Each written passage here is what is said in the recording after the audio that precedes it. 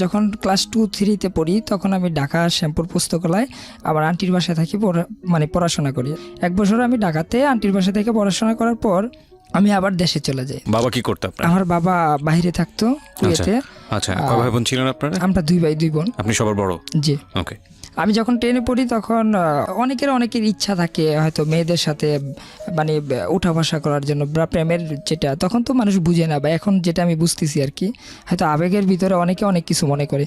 তো যাই হোক, আমি কোন এক সময় আমার গ্রাম থেকে 5 কিলো দূর আমার মামা বিয়ে করে। ওই গ্রামের নাম আশিনপুর। তো আশিনপুর, ওখানে আমার মামা যেখানে বিয়ে করে ওনার শ্বশুর মারা যায়। তো আমি ওই 40-এর মধ্যে যে একটা মিলাদ হয় গ্রামাঞ্চলে, ওই 40-এ আমি মানে অ্যাটেন্ড করি মামার সাথে। তো ওখানে একটা যে গ্রামাঞ্চলে কিন্তু স্যার ভাইয়া হয়তো দেখবেন অনেকেই যে বাইরে খাবার দেয়, যেভাবে মেজবানিটা করা হয়। তো আমিও বাইরে ওখানেই ছিলাম। হঠাৎ করে মানে আমার চোখে যে জিনিসটা বাসলো বা দেখলাম সেটা হলো আমার ভাগ্নি, অর্থাৎ মামার শালির সাথেই একটা মেয়ে ওর মায়ের সাথে দাঁড়ায় আছে দরজার পাশে। তা আমি আমার ভাবির সাথে কথা বলতেছি, তো হঠাৎ করে আমি দেখলাম যে ওখানে একজন মেয়ে দাঁড়ায় আছে আর কি। তো আমার কাছে ভালো লাগছে। তখন আমি ক্লাস 10-এ এসেছি, দেবো এরকম অবস্থায়। তো ভালো লাগার পরে আমি আমার ভাগ্নিকে বললাম, জিজ্ঞাসা করলাম, মানে আমি প্রথমে জিজ্ঞাসা করলাম এটা কে। পরে বললো ও তো আশিনপুর স্কুলের ভালো একজন স্টুডেন্ট। কেন? পরে আমি দুষ্টামি করলাম, মানে এই বয়সে ও ছিল আমার বয়সী, অর্থাৎ আমার ভাগ্নিও ছিল আমার বয়সী। তো ওনার সাথে আমি অনেক কথা বলার পর আমি ওখান থেকে চলে আসি। আমার কাছে ভালো লাগছে, বাস এতটুকুই। আমি মানে জিজ্ঞাসা করি আপনার নাম কি, তখন বলে আমার নাম তুলি। তো ওখান থেকে আসার পর আমি যখন আমাদের বাড়িতে আসি 1-1.5 বছর পর, ওর সাথে আর আমার কোনো যোগাযোগ হয় নাই। 1 থেকে 1.5 বছর পর আমি মেসেজের মাধ্যমে, ও একটা মেসেজ দেয়, সরি আমি না, ও আমার নাম্বার একটা মেসেজ দেয় বলতেছে মামা আমি কিন্তু আপনাকে চিনি। তো আমি বললাম আপনি মামা বললেন কেন? আপনি তো মানে সুহিলির মামা, সে কারণে আমি আপনাকে মামা বললাম। তো আমি বললাম না, আপনি তো মামা বলার কোনো অধিকার নাই, কারণ আমি আপনাকে চিনি না, জানি না। তারপরে উনি বললো, পরিচয় দিল, জানতে পারলাম, মেসেজই কথা হলো। তো যাক, এতটুকু পর্যন্তই। তো আমি আবার ভালো মোটামুটি একটু ক্রিকেট খেলতাম। তো আমাদের গ্রাম থেকে ওদের স্কুলে একটা ক্রিকেটের একটা অনুষ্ঠান হয়। তো ওখানে ক্রিকেট খেলেই যখন যাই তখন ওকে আমি দেখতে পাই যে ও খেলা দেখতেছে, বা ও এসে আমার সাথে কথা বলে। তখনই কথা হলো ফার্স্ট, যে কেমন আছেন, কী বিষয়ে, এরকম কথা হইতেছে। তো আমার যেহেতু প্রথম থেকেই ভালো লাগে, ওর মামা ডাকটা আমার কাছে ভালো লাগে না। তো আমি বললাম আপনারা কি ওদের খুব রিলেটিভ, মানে আমার মামার রিলেটিভ? কয় না, ওদের বংশ আলাদা, আমাদের বংশ আলাদা, হয়তো একসাথে চলি, ক্লাসমেট। তো আমি জিজ্ঞাসা করলাম আপনি পড়াশোনা কতটুকু, মানে কোন ক্লাসে পড়েন? তো বললাম আমি ক্লাস 8-এ পড়ি, আমার রুল 1। তাই আমি বললাম পিছনে 1 ছিল, তার মানে ক্লাস 1 থেকে 8 পর্যন্ত রুল 1, মেধাবী একজন ছাত্রী। তো এভাবেই কথা হয়, যোগাযোগ হইতেছে অনেকভাবে। তারপরে আমি এসএসসি পরীক্ষা দিই। এসএসসি পরীক্ষা দেওয়ার পর ও আমার সাথে আবারও কন্ট্যাক্ট করে, ও নিজ থেকে, মানে আমি কিন্তু আমার ভালো লাগছে সেটা আমি নিজেই বললাম, কিন্তু ওই আমার সাথে যোগাযোগ করে। তো যোগাযোগ করার পর ওর সাথে আমার সাথে মানে এরকম কথা হইতেছে যে কি করেন, বা ক্লাসে গেছেন কিনা, বা কোথায় ভর্তি হবেন, রেজাল্ট কি, মানে এই বিষয় নিয়ে কথা হয়। এইভাবে কথা হইতে হইতে প্রায় গেল 3-4 মাস কাটলো। তারপর ওর বাবা মা বিষয়টা একটু ফলো আসে, ওর বাবা মা বুঝতে পারে। তো আমাকে হঠাৎ করে ওর আব্বু একদিন ফোন দেয় বলতেছে আমি অমুকে, তুমি কি হাফসা আক্তার তুলিকে চিনো? আমি বললাম হ্যাঁ আমি তো চিনি, কেন কোনো সমস্যা? পরে বললো যে না, তোমার সাথে কি যোগাযোগ হয়? আমি বললাম হ্যাঁ যোগাযোগ হয়। পরে বললো কিসের সম্পর্ক তোমাদের? আমি বললাম কোনো সম্পর্ক নাই, এই তো সম্পর্ক। হ্যাঁ, তবে সত্যি কথা বলতে কি, পরে উনি বললো যে তুমি কেন কথা বলো সম্পর্ক না থাকতে? পরে আমি বললাম যে সত্যি কথা বলতে কি, আমি তো ছোট, তারপরে ওর কথাগুলা বা ওর ব্যবহার বা ওর ফেসটা আমার কাছে সত্যি খুব ভালো লাগে। এটা ওর বাবাকে আমি ওপেন কোন বললাম। ক্লাসে পড়েন তখন আপনি? আমি এই যে এসএসসি দেওয়ার পর একটা জিনিস কি, ছোটোর থেকে আমি ভাবতাম যে বাবা মা ভাই বোন সবাই মানে এই জিনিসটা জানাজানি হলে কোনো সমস্যা নেই, কারণ এগুলো ঝামেলা হয়, যদি না জানে এগুলো নিয়ে অনেক সমস্যা হয়। তো আমি সরাসরি কথা বলে দিছি, ওনার যদি ভালো লাগে উনি বলবে, না লাগলে নেই, এরকম আবার কি একটা ইচ্ছা ছিল। তো যাই হোক, ওর সাথে আমার সাথে মোটামুটি মেসেজে কথা হইতেছে। তো মেসেজে কথা হইতেছে, ও একদিন বললো যে আমি কিন্তু বলতেছি না যে আমি আপনাকে ভালোবাসি বা এরকম কোনো কিছু। সকাল ভোর ফোন দেয়, দুপুরে ফোন দিতেছে, ফোন না, শুধু মেসেজ। তো বাংলালিংক থেকে বাংলালিংক টু বাংলালিংক SMS-এ অনেক কথা বলতাম। তো একদিন জিজ্ঞাসা করলো যে আপনি কি ঢাকাতে ভর্তি হবেন? পরে আমি বললাম জি আমি ঢাকাতে ভর্তি হবো। তো আমি ওরকম মানে চিন্তা ভাবনা করতেছি, এরই মাঝে ওর বাবা মা মানে ক্লিয়ারভাবে বুঝতে পারে। মেয়েটা কোন ক্লাসে পড়তো? ক্লাস 8-এ। এইটা আপনি ছিলেন 10-এ? 10-এ আমি 10-এ এসএসসি, মানে এখন রেজাল্ট আসে নাই। এসএসসি দিয়ে ফেলেছেন? জি, এসএসসি। হ্যাঁ, ওকে। তো দেওয়ার পরে ওর সাথে আমার সাথে প্রায় এভাবে মেসেজে কথা হইতে হইতে মানে এইরকম পর্যায়ে যাই আমরা, মানে আমার মনে হয় যে 10 মিনিট মেসেজ না দিলে আমার কাছে খুব খারাপ লাগে, বা ও মেসেজ না দিলে আমার কাছে খুবই খারাপ লাগে। এরকম একটা অবস্থান যে শুধু মেসেজের উপরে নির্ভরশীল করি, অন্য মানে কোনো মাধ্যম না, কোনো ফোনের মাধ্যমে না। তো একদিন ও মেসেজ দিল যে আমার তো মোবাইল নাই, এটা তো আমার এক বান্ধবীর মোবাইল, ওর মোবাইলটাও নিয়ে যাবে, আপনি কি আমাকে একটা মোবাইল মানে দেওয়ার জন্য পারবেন কি না? তো আমি বললাম যে দেখো, আমি তো ওরকম না, আমি এখনও কোনো জব টপ করি না, বা আমি কোথা থেকে দেবো, আচ্ছা ঠিক আছে আমি ট্রাই করে দেখি। তো আমার এক ফ্রেন্ড আছে, ওদের জন্য আমি মানে অনেক সহযোগিতা করি। তো ও বললো যে ঠিক আছে, তোর যেহেতু একটা মোবাইল লাগবে আমি দিতেছি। আর তাছাড়া আমি যখন বড় হই, আমার পুরা ফ্যামিলির সমস্ত টাকা পয়সা সব কিছু কিন্তু আমার কাছেই ছিল, যেহেতু আমি আস্তে আস্তে বড় হচ্ছি আর ঘরে বড় সন্তান। তো আমার কাছে প্রচুর পরিমাণে টাকা থাকতো, এটা আমি মিথ্যা বলতেছি না, অনেক টাকাই থাকতো। সেটা আমাদের এলাকার মানে মানুষগুলো ভালো জানে। তো আমি ওকে একটা মোবাইল পাঠাইলাম অন্য এক মাধ্যমে পাঠানোর পর মেসেজে কথা হয়। তো ও মোবাইল পাইলো, মোবাইল পাওয়ার পর ক্লাস করতেছে, স্কুলে আসতেছে, সব খবরাখবর আমার কাছে আসতেছে। তো এক সময় সকাল ভোর 5টার দিকে ওর বাবা মানে বুঝতে পারলো যে ও মোবাইল টিপতেছে।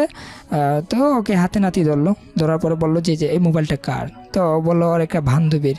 তো সাথে সাথেই ও ওয়াশরুমে যে একটা মেসেজ দেয় আমাকে যে আমি তো মোবাইল আব্বু তো নিয়ে গেছে, মানে ওর আম্মুর মোবাইল দিয়ে বলতেছে যে আমার মোবাইল তো নিয়ে গেছে, তুমি একটা কাজ করো, আমার অমুক বান্ধবীকে একটা ফোন দেয়া বলো যে ও যেমন মানে এই গল্পটা এইভাবে বলে, ও যেভাবে বলছে। তো ওকে আমি পাঠাই দেয়, ও আসার পরে ওর সাথে একটু রাগারাগি করে, পরে বলতেছে আঙ্কেল আমাদের এলাকায় তো কারেন্ট নাই, তো আপনাদের বাসায় চার্জ দেওয়ার জন্য দিছিলাম আর কি।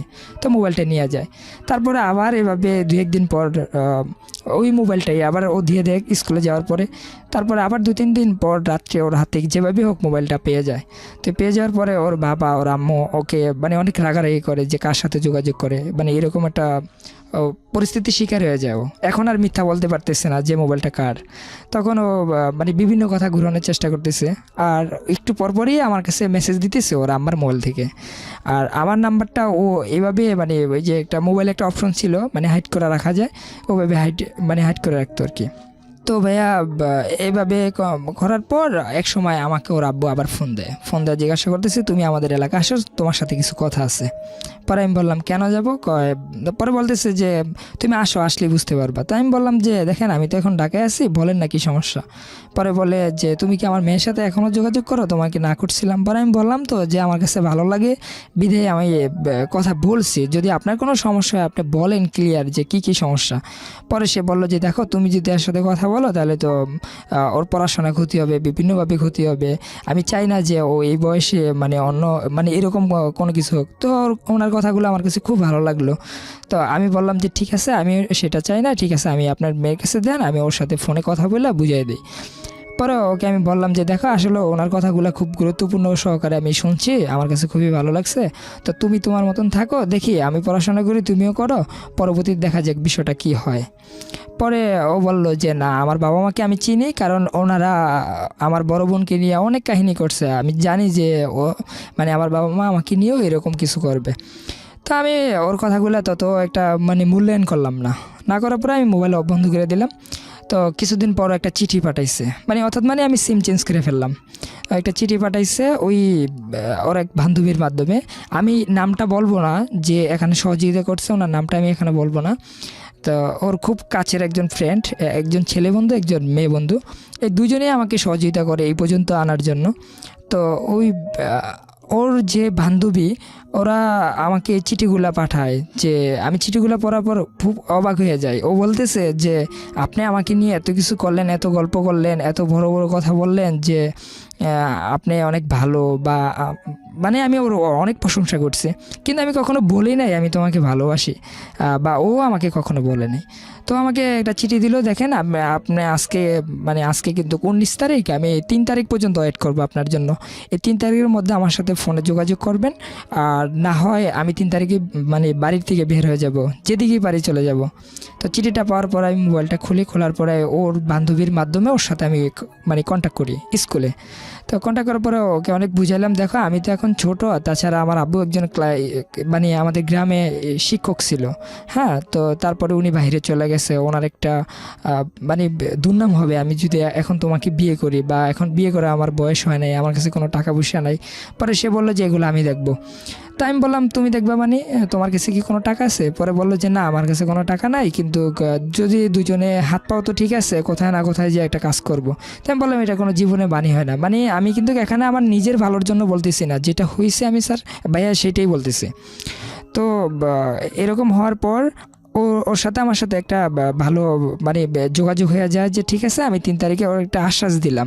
মানে ও এরকম কিছু করতেছে যে ও মারা যাবে বা একটু মানে অনেক কিছু মানে আমাকে ভয় দেখাইতেছে। তো আমি বললাম ঠিক আছে, তুমি কিছু বলার দরকার নাই, ঠিক আছে আমি তোমাকে 3 তারিখে নিয়ে যাব, তুমি টেনশন করো না, আমি ব্যবস্থা করতেছি। তো 3 তারিখে আমি বলছি ঠিকই, কিন্তু আসলে ওর সাথে আমি ধোঁকাবাজি করছি। আমি 3 তারিখে আর মোবাইল খুলি না, ও স্কুলে যায়, স্কুল থেকে রেডি হয়ে চলে আসবে, ব্যাগ ট্যাগ সব কিছু গুছিয়ে ও বাড়ি থেকে পালিয়ে আসবে, কিন্তু আমি আর ওর সাথে যোগাযোগ করি না। তো যোগাযোগ না করার পরেই ও একটা মন ভাঙা যায় যে ও আজকে আমি স্কুল থেকে চলে যাব, বা ওর বাবা মা ওরে কি করতেছে সেটা কিন্তু আমি বুঝতেছি না। তুলি তো এটা, জি এটা তুলি। তো তুলি স্কুলে ভালো ডাকনাম ওর, ও খুব নামাজি ব্যক্তি, তারপরে ভালো একজন স্টুডেন্ট। তো যার কারণে সবাই মানে তুলির একটু আলাদা একটু নজর থাকে। তো ওদের বাড়ি থেকে ওদের স্কুলটা 10 মিনিট হবে, হাই স্কুলটা। তো আমি না নেওয়ার কারণে ও আবার একটা চিঠি পাঠায় ওর বান্ধবীর মাধ্যমে যে আপনি আমার সাথে খুব দ্রুত দেখা করবেন। পরে আমি দেখা করি আমাদের একটা নদীর পার, ওখানে আমি ঢাকার থেকে যাই, যাওয়ার পরে খুব সকাল ভোর ও কোচিংয়ে আসতো। তো ওখান থেকে ও আমার সাথে এসে দেখা করে নদীর পারে।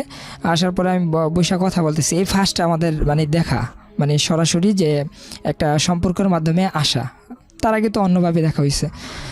ও আমাকে অনেকভাবে মানে ইমোশনালভাবে ব্ল্যাকমেল করে, তো আমার পায়ে ধরে কান্নাকাটি করে। মানে ফার্স্ট ও আমাকে আমার শরীরে টাচ করে, আমার পায়ে ধরেই পায়ে ধরে অনেক কান্নাকাটি করে যে না তুমি নিয়ে যাও। পরে আমি জিজ্ঞাসা করলাম, দেখো আমার দেখলে মনে হয় যে আমি কাউকে বিয়ে করতে পারবো বা ওরকম বয়স হয়েছে, আর তোমায় তো একদম মানে ও বাতাসের মতন এত পাতলা ছিল। তো ওর সাথে আমার সাথে পরে আমি আস্তে ধীরে মানে ওখান থেকে কাটার জন্য চেষ্টা করি, কিন্তু ওর যে বান্ধবী এরা সবাই মিলে বলতেছে না ভাইয়া আপনি এই কাজটা করেন, ওর ওর আব্বুর মানে নেচারগুলো আসলে ভালো না, হয়তো কোনো সমস্যা হয়ে যেতে পারে। তো পরে ওর সাথে আমার সাথে যে কমিটমেন্ট হলো, তো কমিটমেন্টের বললাম যে ঠিক আছে আমি তোমাকে নিয়ে যাব, সেটা হলো 20 তারিখে, আমি কথা দিলাম ঠিক আছে। তো ও আমাকে কী করলো, ও যে মানে বাড়ির থেকে কোরআন শরীফ আনছে সেটা আমি বুঝতে পারিনি বেগুরা। ও বললো আপনি এখানে উঁচু করেন। তা আমি ভাবলাম যে হয়তো উঁচু করতে বলছে, হয়তো উঁচু করে বলবো যে মানে সত্যি কথা বলেন। তা আমি উঁচু করছি, উঁচু করার পরে মানে ও ওখান থেকে কোরআন শিবাই না ব্যাকেট থেকে বললো যে আপনি এটা ধরে বলেন যে আপনি আমাকে নেবেন। তখন আমি মানে অনেকটা ভয় পেয়ে যাই, মানে এটা তো যেমন তখন আপনি এসএসসি পরীক্ষা দিয়েছেন, রেজাল্টও হয়নি, রেজাল্ট হয় না, তখন আমি খুব ভয়ে আছি যে এটা কেমন তোর বিষয়। তো আমি তখন ক্লাস 8-এ পড়ে, ক্লাস 8-এ পরে আমি বললাম যে ঠিক আছে তোমার কোনো এক সময় নেব, হ্যাঁ মানে কোরআন শিফ ধরে এটা বললাম। তো বললো যে আপনারা বললেন 20 তারিখে নেবেন। পরে আমি বললাম মানে একটু আমতামতা করতেছি, তখন ও অনেক কান্নাকাটি করে। পরে আমি বললাম যে ঠিক আছে, অনেক চিন্তা ভাবনার পর প্রায় 1.5 ঘন্টা চিন্তা ভাবনার পর আমি তখন মানে আমি বললাম কোরআন শিফে হাত দেওয়া লাগবে না, আমি তোমাকে নেব, এটাই হলো আমার মেন কথা। ঠিক আছে তাহলে তুমি একটা কাজ করো, একটা মোবাইল নিয়ে যাও। তো ও একটা মোবাইল নিয়ে গেল, মোবাইলের মাধ্যমে ওর সাথে আমার সাথে মেসেজে কথা হইতেছে। তো সচরাচর আগের মতনই 2-3 দিন পর মোবাইলটা আবার ওর মা, হ্যাঁ এবার ওর মা যেভাবেই হোক এটা ওর কাছ থেকে মানে খুঁজে পায়। তো পাওয়ার পর ওর সাথে আমার সাথে আর যোগাযোগ হয় না। আর বিশেষ করে ওর যে বান্ধবীগুলো আছে ওখানে ওর সাথে মানে কারোর সাথে যোগাযোগ করতে দেয় না। তো 20 তারিখে সে আসবে কীভাবে? এখন আমি টেনশনে পড়লাম যে আসলে যদি আমি এখন না আনতে পারি বা ও যদি না আসে বা ওর সাথে একটা ঝামেলা হয়ে গেলে, ও তো বলছে মানে খুব দুর্ঘটনার কিছু ঘটাই ফেলবে। তো আমি খুব টেনশন করি। তখন ওর আম্মার নাম্বারে আমি ফোন দিই, পুরো বিষয়টা আমি খোলাখুলি বলি বিরতি নেব এখানে, প্রিয় শ্রোতা, ছোট্ট একটা বিরতি। আর যারা আজকে এই জীবন গল্প শুনে কোনো মন্তব্য করতে চান, কিছু বলতে চান, চলে আসবেন আমাদের ফেসবুক পেজে। আমাদের ফেসবুকের ঠিকানা www.facebook.com/iloveDhakaFM। ওকে, ওখানে গিয়ে আপনারা কমেন্টস করতে পারেন, ছবি দেওয়া আছে।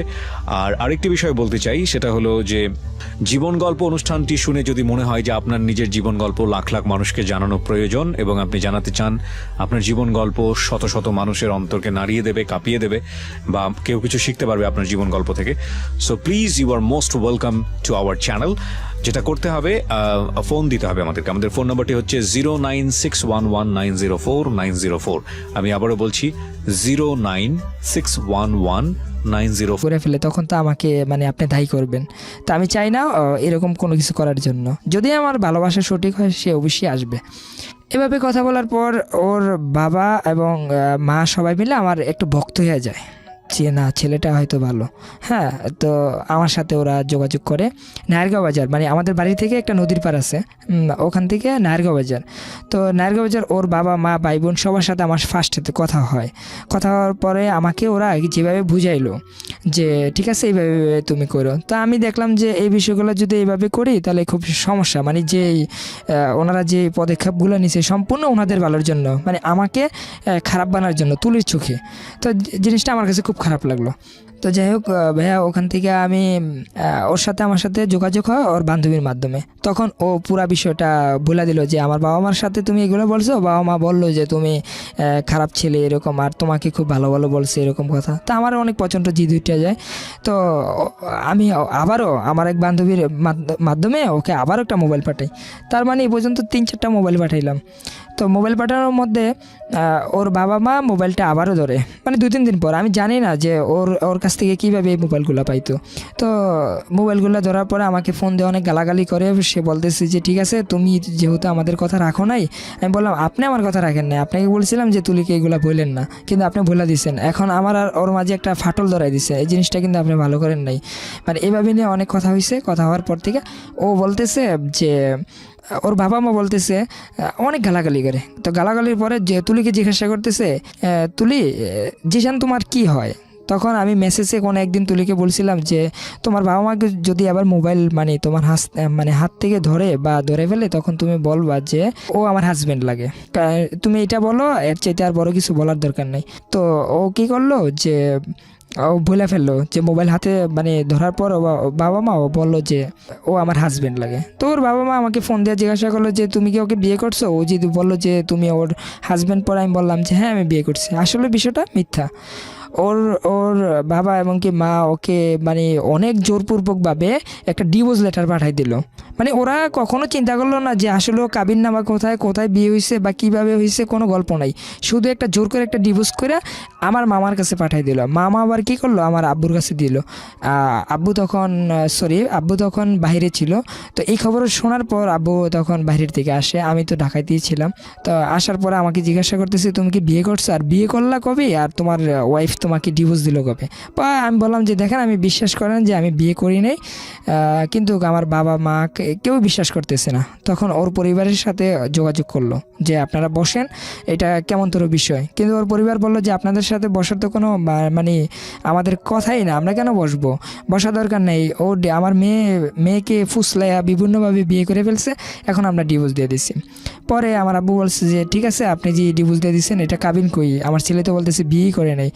পরে বলতেছে যে আসলে আপনার মেয়েও মিথ্যা বলছে, আমার ছেলেও মিথ্যা, মানে আপনার ছেলেও মিথ্যা বলছে, আমার মেয়েও মিথ্যা বলছে।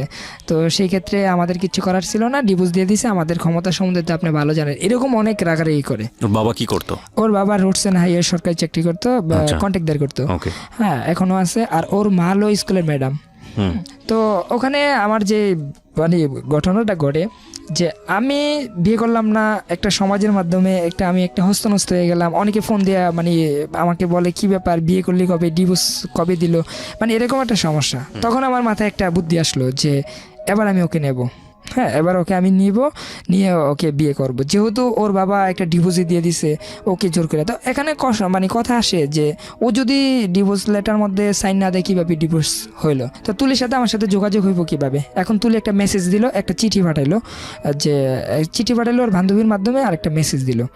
তা আমি ওর কথা মতন ওখানে মোবাইল দিয়ে আসি। দিয়ে আসার পর ওখান থেকে চলে আসি। তারপরে তুলি ওদের এলাকারও লোক কিছু ছিল, হ্যাঁ, আমার সাথে অনেক সহযোগিতা করছে। তো ওখানে আমি মোবাইল দিয়ে আসি। তুলি তারপর দিনে মেসেজ দেয়, তোমার মোবাইল পাইছি, এখন পাইয়ে মেসেজ দিলাম, তো কেমন আছে কি বিষয়। তো ওর সাথে এইভাবে কথা হইলো। তখন ও আমাকে বলল, দেখো আমার এখন পরিবারের সাথে ভালো হইতে হইব, ভালো হইতে পারলে আমি স্কুলে চলে যাবো, আর স্কুল থেকে আমি পালিয়ে যাবো, এখান থেকে আমি পালাইতে পারবো না। তখন আমি বললাম যে কী করবো।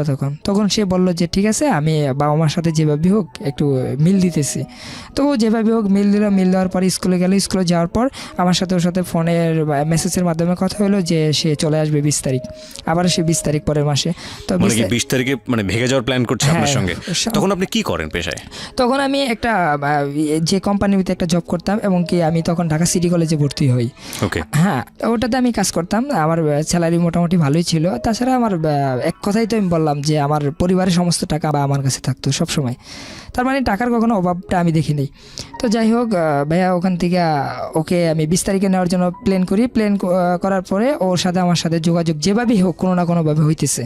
তো ও কি করলো যে 20 তারিখে ক্লাস করার পর যখন টিফিন দেয়, তখন আমাকে বলছে যে অমুক জায়গায় একটা গাড়ি রাখার জন্য। তো ঠিকই আমি যাই নাই, আমি বাড়িতে ছিলাম, গ্রামে ছিলাম।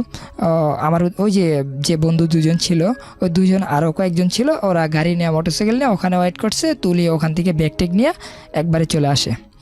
তো চলে আসার পর ওকে অন্য কোথায় নিয়ে আমি লুকায় রাখি, যে আমি বলতে কি আমার জানা মতোই লুকায় রাখি, যে আমার এক কাজিনের বাসায় নিয়ে রাখি। তো রাখার পর তুলি ওখানে থাকে, ওর সাথে আমার সাথে ফোনে কথা হয় তখন। তো ওই দিনের রাত্রি ওর বাবা আমার নামে একটা মামলা দেয়, যেটা হলো নারী শিশু গুম কেস, যখন তার বয়স ছিল মাত্র 16+। হ্যাঁ, তো ওর যে বয়সের একটা ব্যবধানের মাধ্যমে বা বিভিন্ন মাধ্যমে আমাকে নারী শিশু গুম এমনকি নির্যাতন নামে একটা কেস দেওয়া হয়। তখন এই কেসগুলো দেওয়ার পরে ওর দুলাবে আসে আমাদের বাড়িতে রাত 2টা বাজে পুলিশ নিয়ে। তো আসার পরে পুলিশ আমাকে জিজ্ঞাসা করতেছে যে তুমি কি হাফসা আক্তার তুলিকে চিনো? আমি বললাম হ্যাঁ চিনি। পরে সে বলল যে ও কোথায়? আমি বললাম আমি তো জানি না, আমি তো একদম মানে আমি কিছুই জানি না। পরে ওনারা দেখলো, অনেকভাবে ট্রাই করলো, আমার বাড়িতে খোঁজাখুঁজি করলো, আমার বাবা মাকে জিজ্ঞাসা করলো। পরে বললো যে না, আমাদের সন্তান তো আমাদের বাড়িতেই ছিল, সে তো কোথাও যায় নাই, সারাদিন তো দেখলাম এখানে। হ্যাঁ, সে তো কোনো মেয়েকে আনে নেই। তো আমি বললাম আমার সাথে সম্পর্ক আছে, কিন্তু তারপরও বাট আমি ওকে নেই, মানে আমি মিথ্যা বলি। কারণ এগুলো কথা ছিল, সমস্ত প্লেন প্রোগ্রাম ছিল তুলি যেভাবে বলছে আমি ঠিক এইভাবেই কাজ করতেছি। তারপরের দিন ওর সাথে আমার সাথে ফোনে কথা হয়, তার মানে আমি 2-1 দিনের মধ্যেই বাড়ি থেকে চলে যাব, মানে তুলির কাছে যাব, এরকম একটা প্রোগ্রাম করতেছি। তো তারপরের দিন আমার আব্বুকে থানার থেকে ফোন আসে, মতলব দক্ষিণ থানার থেকে, যে আপনি একটু আপনার ছেলেকে নিয়ে আসেন। তো আমাদের থানা আবার মতলব উত্তরে, তো আমরা মতলব উত্তরে যাই। যাওয়ার পরে ওখানে ওসির সাথে কথা বলার পর সে বললো যে আপনি যদি ওখানে ছেলেটাকে নিয়ে যান সে তো অ্যারেস্ট করবে, তার মানে আপনি একটু চিন্তা ভাবনা করে যান। তো আমার আব্বু ছিল ইমোশনাল লোক। হ্যাঁ, উনি মানে অল্পতেই ভয় পেয়ে যেত। মানে যদিও উনি মাস্টার ছিল বা ওরকম, মানে একটা ভয়ের কিছু শুনলে উনি ভয় পেয়ে যেত। আসলে কিন্তু ভয় পাওয়ার লোক না উনি, কিন্তু ভয় পেয়ে যেত, মানসিকভাবে ভেঙে পড়তো। তো বললো যে আবার পুলিশ বাড়িতে আসবে, সমস্যা করবে না, আমি নিয়ে যাব।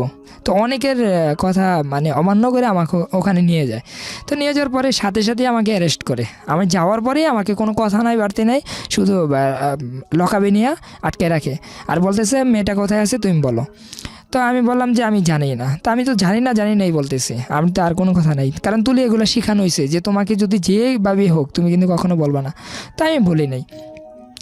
তো না বলার পরে ওখানে অনেক ট্রাই করে আমাকে বিভিন্নভাবে, মানে বিভিন্ন ভয়ের মাধ্যমে, ওসি দারোগার মাধ্যমে বিভিন্নভাবে যে আমাকে জানার জন্য, আমার ফোন থেকে ট্র্যাকিং করে বিভিন্নভাবে জানার জন্য, কিন্তু কোথাও কোনো আমার স্কোপ মানে খুঁজেই পায় নাই যে আমি নিচে কিনে নেই, মানে তাদের দ্বিধাদ্বন্দ্ব পড়ে যায়। তখন আমি তুলিকে যখন চিঠি পাঠাইতাম বা ওই যে ফোনের মাধ্যমে কথা বলতাম বা মেসেজগুলো দিতাম, ওগুলো আমাকে দেখায়। তো আমি বললাম যে এখানে তো কোনো কথা নাই যে আমি নেব, এখানে এরকম কোনো কথাই নেই, আমি ওর সাথে সম্পর্ক এখনও আছে, কিন্তু ও কোথায় আছে আমি জানি না, মানে এরকম কথা বলতেছি।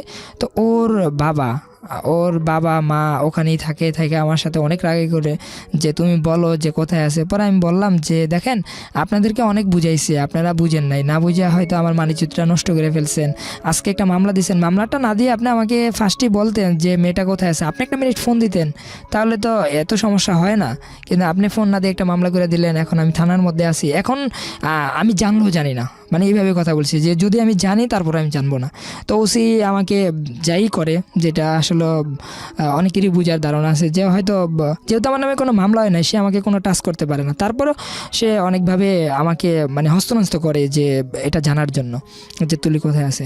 তো আমি তুলির সাথে যোগাযোগ বন্ধ হয়ে যায়, যেহেতু আমি থানায় চলে যাই, আমার কাছে যত টাকা পয়সা মানি ব্যাগ টেক ছিল, মোবাইল টোবাইল, এগুলো সব আমার আব্বুর কাছে দিয়ে দিই। আর আমি তো তখন আটকে গেলাম। তো তুলির সাথে আমাকে বললো যে আমার সোনার বাংলা কবিতাটা তুমি লেখো। তো আমি লিখলাম, লেখার পরে আমার হাতের মানে লেখাগুলা আর ওই যে তুলিকে আগে যে চিঠিগুলা পাঠাইতাম ওই কিছুটা ম্যাচ হয়ে যায়। তো ম্যাচ হয়ে যাওয়ার পরে বললো যে না তুমি নিছো, মানে ওসি ট্রাই করতেছে যে আসলে এটা কি সঠিক না। তখন আমি বললাম যে দেখেন আমি ওকে কখনো হাতের কোনো চিঠি দিই নাই, আমি চিঠি দিছি আমি সত্যি কথা বলে সম্পূর্ণ কম্পিউটারে মানে টাইপিং করে দিতাম, কারণ আমি ছোটোর দিকেই মানে কম্পিউটার বা মোবাইল টোবাইল এগুলো টাইপ করার জন্য অভ্যস্ত ছিলাম। তো আমি চিন্তা করতাম সবসময় যে কখনো আমার হাতের মানে লেখাগুলো কোথাও আমি রাখবো না, আমি যেটাই করবো সেটা কম্পিউটার মাধ্যমেই করব। তো আমি এগুলাই করতাম সবসময়। তো উনি কী করলো, 2 দিন পর্যন্ত আমাকে ওয়েট করে বললো, মানে 2 দিন পর্যন্ত ওই থানার মধ্যে আমাকে আটকে রাখলো। এর মধ্যে আমার বাবা মা বিভিন্ন মাধ্যমে চেয়ারম্যানের কাছে যায়, মেম্বারের কাছে যায় যে আসলে বিষয়টা কি, মানে ওনারাও জানে না যে আমি নিছি, সেটা একদম সত্যি কথা। তো আমার আব্বু আমাকে এক সময় ওনার সাথে আমার সাথে অনেক ফ্রিমেন্ট, মানে একজন বন্ধুর মতনই চলাফেরা। তো আব্বু আমাকে একদিন থানার মধ্যে এসে বলতেছে দ্বিতীয় দিন যে বাবা দেখ তুই কষ্ট পেয়ে লাভ নাই, যদি তুই মেয়েটাকে বিয়ে করস বা করে ফেলছস না কী করছস আমি জানি না, মেয়েটা বাহির করে দিতেই হইব তোর, কারণ ও তো ওর বাবা মা তো পাগল হয়ে যাবো ওকে না পাইলে, আমিও ঠিক তোরে না পেলে পাগল হয়ে যাবো, তুই সত্যি করে আমাকে বল যে আসলে মেয়েটা কোথায় রাখছস। পরে আমি আব্বুর কাছে বিষয়টা শেয়ার করলাম যে অমুক জায়গায় ওখানে আছে। ও পরে আব্বু ওর সাথে ফোনে কন্ট্যাক্ট করলো। তো কন্ট্যাক্ট করার পরে সে আমার আব্বুকে বলতেছে, মানে বিভিন্নভাবে বুঝাইতেছে যে জিশান যেখানে গেছে, হয়তো আমি জিশানকে না করছিলাম যে থানা পর্যন্ত না যাওয়ার জন্য চলে আসতে, কিন্তু সে আপনাদের কথা বিবেচনা করে বাড়ির থেকে আসে নাই, বললো যে আমার বাবা মাকে এটা পুলিশে ঝামেলা করবো, একটু দেখি না। এই পর্যন্ত দেখতে দেখতে ও থানা পর্যন্ত চলে গেল। তো ঠিক আছে দেখেন জিশানকে কীভাবে বাইর করা যায় আর কীভাবে এটা সমাধান করা যায়, আমি সেভাবেই আছি। তবে এখন যদি আপনি মানে আমাকে আমার বাবা মার কাছে দিয়ে দেন তো হয়তো জিশানকে বাইর করতে পারবেন না, কারণ আমি বাবা মাকে খুব ভালো করেই চিনি, তাদের সাথে কমিটমেন্ট করেন ওকে বাইর করার জন্য, তারপরে আমি আসবো, তার আগে না। তো পরে আমার ফ্যামিলি ভাবি উপজেলা চেয়ারম্যান ছিল শুক্রপাড়ারই, মতলব দক্ষিণের, ওনার সাথে বৈশা কথা বলে আর এর মধ্যে আমাকে কোর্টে চালান করে দেয়। তো কোর্টে চালান করা যাওয়ার পরে কোর্টে যখন উঠি তখন তো আমি অস্বীকারই করি যে আমি নেই, তখন আমার 2 দিনের রিমান্ড হয়। তো 2 দিন রিমান্ড হয় যখন, তখন আমি মানে খুব ভাঙ্গা পড়ি যে আসলে কখনো জেল দেখি নাই, কখনো থানা দেখি নাই, এখন আমার রিমান্ড এগুলো নাম শুনতে ভয় লাগে। তো যাই হোক আমি উপজেলা চেয়ারম্যানের সাথে আমার বাবা এবং কি বিভিন্ন মানে পঞ্চায়েতের মাধ্যমে বললো যে আচ্ছা ঠিক আছে আমরা মেয়ে দিয়ে দেবো, কিন্তু আমার ছেলেরা যেভাবে হোক বাইর করে দেন, মানে এরকমভাবে একটা প্রস্তাব রাখে। তো উপজেলা চেয়ারম্যানে ওখানে বৈশা আমাকে মানে বললো যে আমি তো তখন জেলে চলে গেছি, কাস্টডিতে চলে গেছি। তো কাস্টডি যাওয়ার পর আমার জামিন চাচ্ছে, কিন্তু জামিন পাইতেছি না। এখন মানে ভিকটিম আনতেই হবে। তো ভিকটিম যদি আমরা দিয়ে দেই বা আমার বাবা মা দিয়ে দেয় তখন হয়তো আমার খুব ঝামেলা হয়ে যাবো। তো সেই চিন্তা ভাবনা করে উপজেলা চেয়ারম্যানের কাছে তুলিকে দেয়। তো তুলিকে দেওয়ার পরে তুলি ওখানে আমার বাবা মা এমনকি যে উপজেলা চেয়ারম্যানের মাধ্যমে প্রায় 200 থেকে 300 লোক ছিল, এরকম হবে আর কি, 200-250 লোক ছিল, এটা বিচার বসে। তো ওখানে তুলি আসে, তুলি আইসা বলতেছে যে দেখেন আমি আমার নিজের পরিকল্পনায় আমি চলে গেছি, আমার বয়স অল্প ঠিক, জিশান কোনো খারাপ কোনো ছেলে না, ওর ব্যবহার ওর সব দিকেই আমার কাছে ভালো লাগে, আমার বাবাই খারাপ, মানে এরকমভাবে ওর বাবাকে ও বিভিন্নভাবে অপমান করে। তো পরে পুলিশের হেফাজতে তুলিকে নেওয়া যাওয়ার পরে ওর মা ছিল ওই রাত্রটায় পুলিশের সাথে। তো তুলি ওর মা ওই থানার মধ্যে থাকার পর সকালবেলা কোর্টে আসে।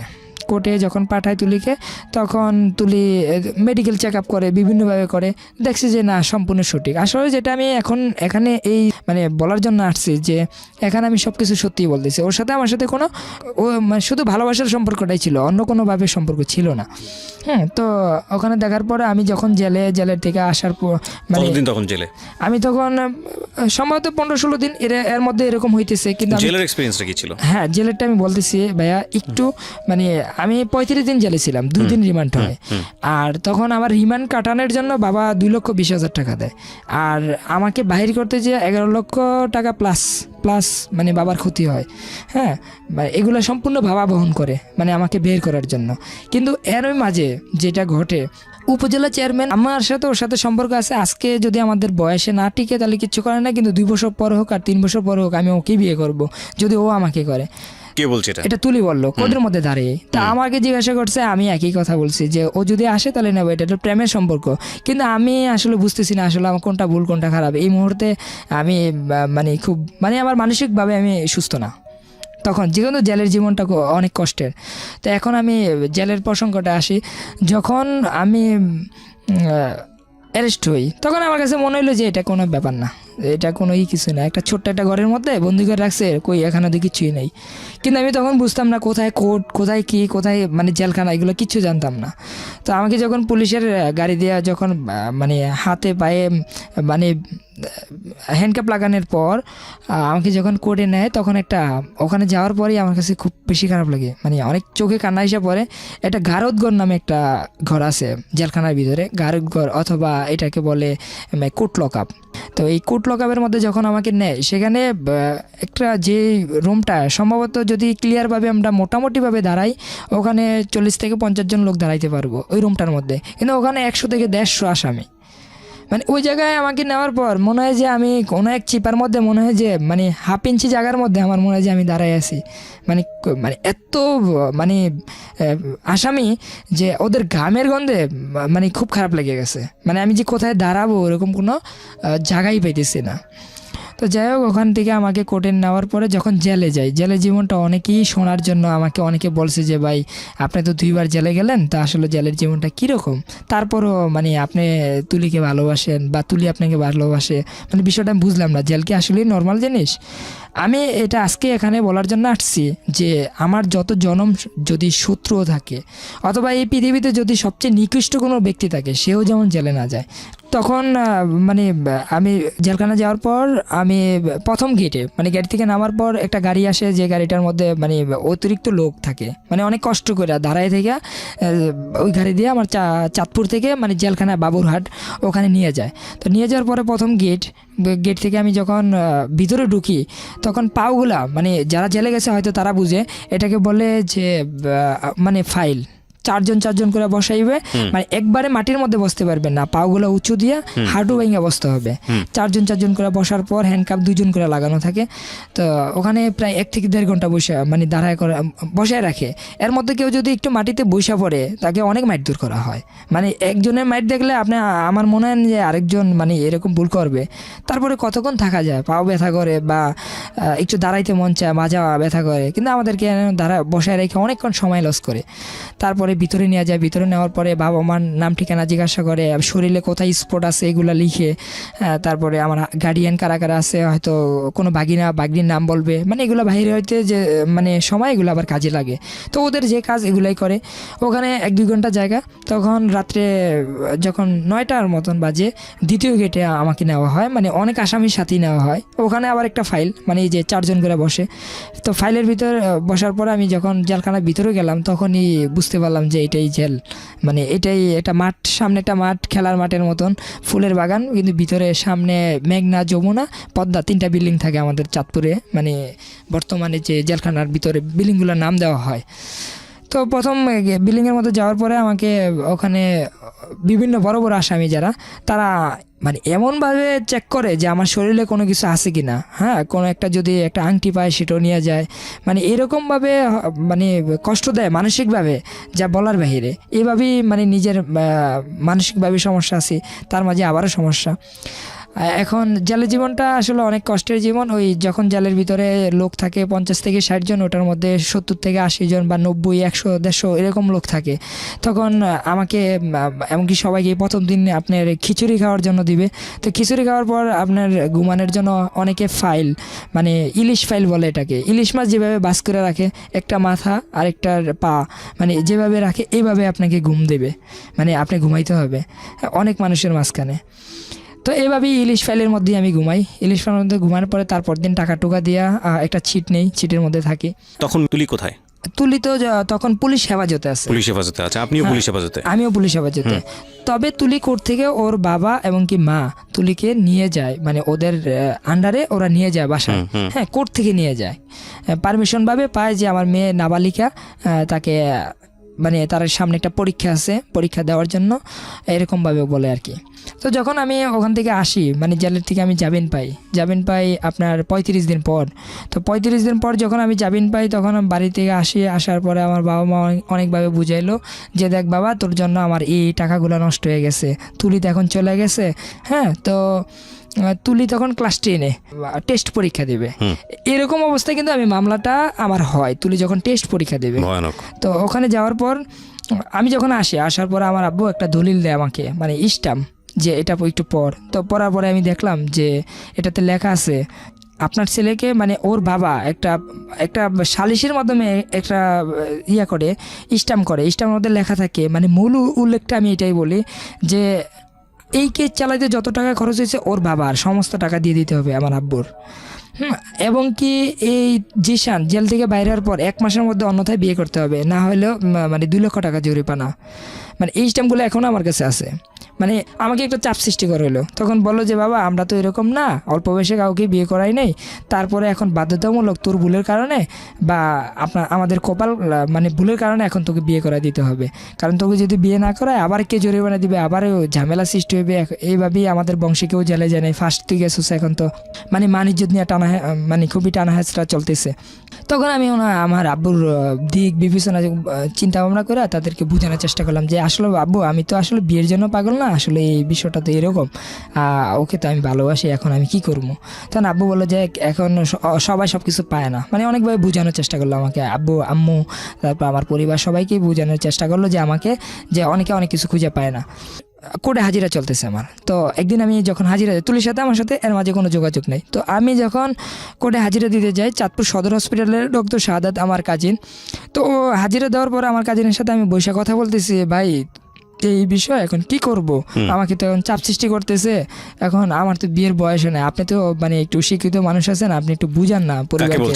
এটা আমার সাদাত ভাই, অর্থাৎ মানে ডক্টর সাদাতকে, মানে উনি একজন আমাদের বংশের মধ্যে একটা উচ্চ ধরনের একজন ডাক্তার, যার কারণে ওনার কাছে আমি বিষয়টা যে শেয়ার করি যে ভাই ওকে তো আমি সত্যিই ভালোবাসি, ও বাসে, এখন এত কেষ্টি ছিল, এত কষ্ট পেলাম জেলের জীবনটা, এখন বাবারও টাকা নষ্ট হয়েছে, এখন কী করবো, আমারও ইন্টার পরীক্ষা এসে পড়ছে ফাইনাল, আবার ও SSC দিবে, এখন আমি যদি বিয়ে করে ফেলি আসলে আমার কাছে খুব খারাপ লাগতেছে। তুলি ওই দিনই বিকালবেলা, আমি বিকাল না মানে আমার 11টা সাড়ে 11টার দিকে তুলি আমাকে ফোন দেয় বলতেছে কেমন আছো, তাই আমি বললাম ভালো। চিনতে পারছো? আমি বললাম হ্যাঁ চিনতে পারছে।